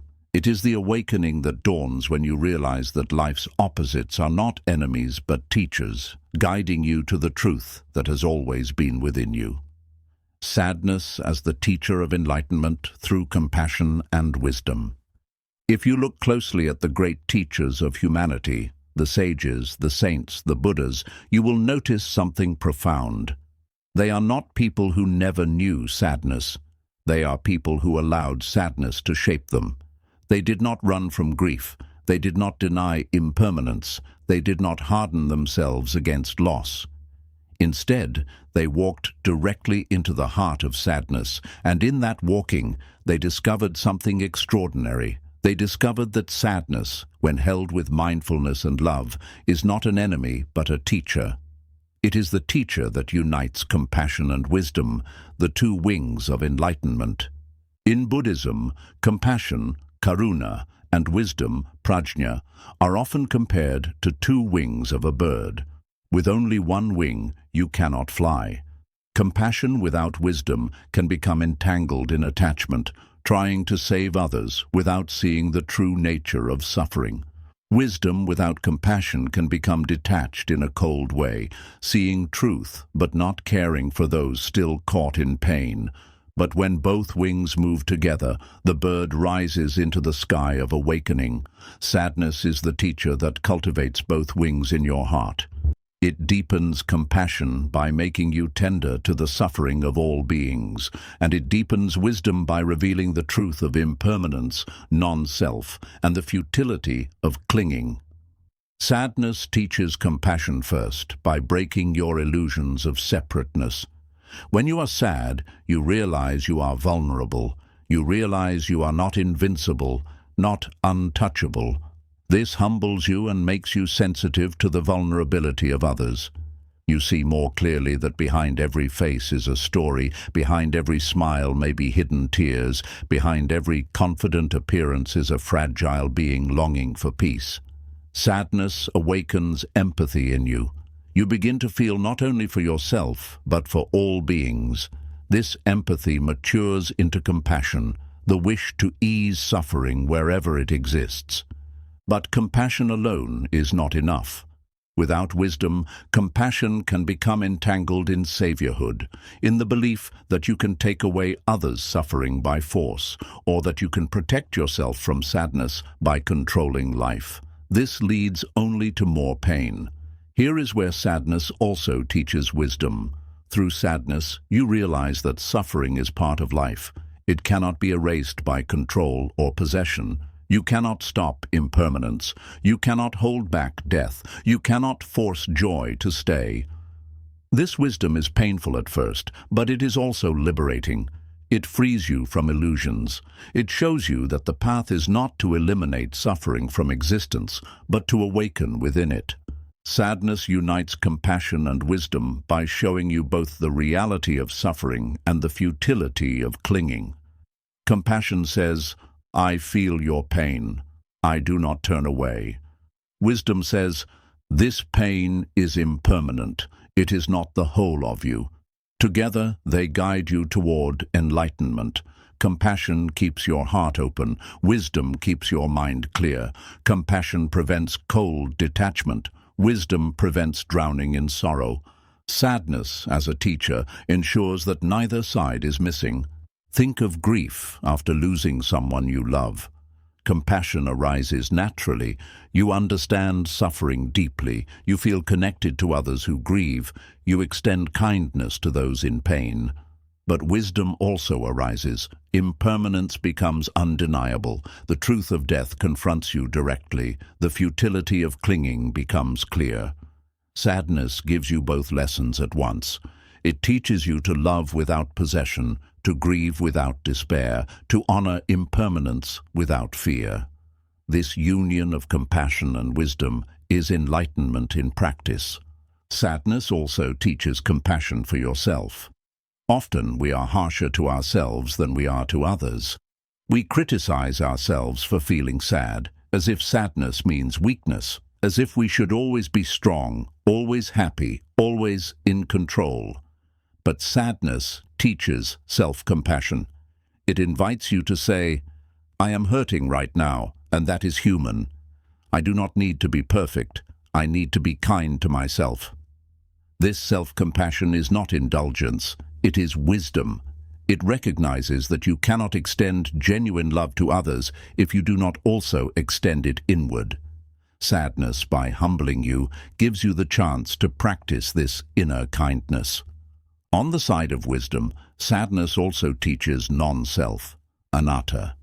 When you feel sadness, it can seem overwhelming, as if it defines who you are. You say, I am sad, and you believe that this is your identity. But if you observe carefully, you notice that sadness arises and passes. It is not permanent. It is not the essence of you. It is a passing state in awareness. This insight is wisdom. It shows you that you are not your emotions. You are the awareness that contains them. Sadness, by its very impermanence, reveals this truth. Each time sadness passes, you are reminded, I am more than this emotion. I am the space in which it arises and fades. Sadness also teaches wisdom by revealing the futility of worldly pursuits. Many people spend their lives chasing wealth, fame, success, recognition. They believe these things will protect them from sadness. But sadness arrives anyway. The wealthy grieve, the famous suffer, the powerful feel loss. Sadness reveals that external achievements cannot shield you from the realities of life. This is wisdom. It teaches you to stop chasing illusions and to look inward for peace. It directs you toward the path of awakening, where true freedom is found not in controlling life, but in understanding it. As sadness matures compassion and wisdom, it also shows you how they must work together. Without compassion, wisdom can lead you to isolate yourself from the world, seeing impermanence but feeling disconnected from the pain of others. Without wisdom, compassion can lead you to drown in suffering, overwhelmed by empathy without clarity. Sadness balances both. It shows you suffering directly so that compassion grows, and it shows you impermanence so that wisdom grows. This balance is enlightenment, the middle path that the Buddha taught, beyond extremes of indulgence or denial, beyond drowning in pain or rejecting it. This union of compassion and wisdom transforms sadness into awakening. Instead of being crushed by it, you are deepened by it. Instead of being consumed, you are expanded. Instead of closing, you open. You realize that sadness is not here to end you. It is here to awaken you to your capacity for infinite compassion and unshakable wisdom. With these two wings, your soul begins to fly above the cycle of opposites. You are no longer bound to the endless wheel of joy and sorrow, clinging and resisting. You begin to rest in awareness itself, free and at peace. Sadness also prepares you to serve others. When you have felt sadness, your compassion makes you want to ease suffering. When you have seen impermanence, your wisdom makes you want to guide others toward acceptance. Your life becomes less about self and more about service. This is another mark of enlightenment, the shift from self-centered living to compassionate living. Sadness is the ground from which this shift grows. So when sadness comes, do not see it only as a burden, see it as a teacher. Ask yourself, what compassion is this sadness awakening in me? What wisdom is it revealing? How can I unite the two? Each time you ask, sadness becomes less of a prison and more of a guide. Each time you ask, your wings grow stronger. Enlightenment is not found by escaping sadness, but by transforming it. Sadness prepares you by softening your heart into compassion and sharpening your mind into wisdom. Together, these two reveal the path of freedom. The more deeply you allow sadness to teach you, the closer you come to the truth that the Buddha himself discovered, that liberation is possible, that peace is not found in avoiding suffering, but in awakening through it. In the end, sadness does not block enlightenment, it points the way to it. It shows you that the heart is vast enough to hold all suffering and still love, and that the mind is clear enough to see impermanence and still be free. Sadness is not the opposite of awakening, it is the doorway to it. When you walk through that doorway with compassion and wisdom together, you begin to taste the boundless peace of enlightenment. When we began this journey, sadness may have seemed like a shadow that robbed you of joy, a burden you longed to escape, a weight pressing on your heart. You may have thought of it as proof of weakness, as a curse, as something to fight against with all your strength. But as we have walked deeply through each lesson, something has unfolded. Sadness is not the end of your story, it is one of your greatest teachers. Sadness has shown us that it is proof you are alive, proof that your heart is capable of deep feeling, proof that you have loved and cared enough to be touched by loss. It has reminded you that every sorrow points to something precious, something meaningful, something worth cherishing. Sadness has shown that behind its heaviness is a hidden truth. You are not broken because you feel. It is because you feel that you are whole. Sadness has taught that life is impermanent, that nothing can be held forever. Though this truth stings, it is also liberating. It has revealed that the beauty of life lies in its fragility, that each moment is sacred precisely because it passes, that love is precious precisely because it cannot be possessed. In this way, sadness has turned your eyes away from illusions and toward reality. And in reality, you have found something more lasting than clinging: presence, gratitude, acceptance. Sadness has also taught you about compassion. It has softened your heart, connecting you to the suffering of others. It has whispered to you that behind every smile there may be tears, behind every strong face there may be struggle. And in this whisper it has grown tenderness within you, the tenderness that allows you to reach out, to care, to forgive, to walk gently with those who also carry pain. Without sadness, compassion remains shallow. With sadness, compassion becomes boundless. Sadness has prepared you for wisdom. It has stripped away the illusions of permanence, control, and fixed identity. It has shown you that nothing outside you can provide eternal peace, that clinging always leads to suffering, that life flows according to its own rhythm. This wisdom at first feels harsh, but once you accept it, it becomes your greatest strength. It frees you from the endless chase of desires and anchors you in awareness itself. Sadness has also revealed resilience. It has tested you, challenged you, pressed you into the fire, and yet again and again you have endured. Again and again you have risen. In this rising, you discovered a quiet strength, a strength not built on denial but on endurance, not built on pride but on humility. Each time sadness returned, it refined you, polished you, deepened you, preparing you for life's storms with the steady resilience of a mountain that does not move in the wind.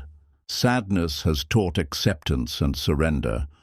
It has shown you that much of your suffering came not from pain itself, but from your resistance to it. It has invited you to open your hands, to stop clinging to what has already passed, to stop demanding that life obey your every wish. In that surrender, you found freedom, not the freedom of control, but the freedom of flowing with life as it is. This surrender is not weakness. It is the highest courage. Sadness has prepared you for the truth of death. Through small losses and great griefs, it has reminded you that nothing is permanent, not people, not possessions, not even the body you inhabit. And though this truth at first seemed unbearable, it awakened you to the sacredness of time, the urgency of love, the preciousness of now. By facing death in the mirror of sadness, you have begun to live more fully, to love more deeply, to awaken more completely. Sadness has also purified love. It has burned away the illusions of possession and control. It has taught you that true love is not about holding tightly, but about letting be, not about demanding, but about giving, not about fear, but about freedom. It has expanded your heart from personal love into universal love, love that embraces all beings, love that sees the suffering in every eye and responds with compassion. And finally, sadness has shown you the path to peace beyond opposites. It has revealed that joy and sorrow, gain and loss, life and death are not enemies but companions in the great dance of existence. It has taught you that true peace is not found in clinging to one side and rejecting the other, but in resting in the awareness that holds them both. That awareness is your true home, your true refuge, your true self.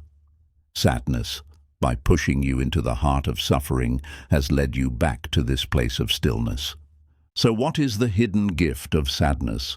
It is awakening. It is the doorway through which you pass into deeper compassion, deeper wisdom, deeper love, deeper peace.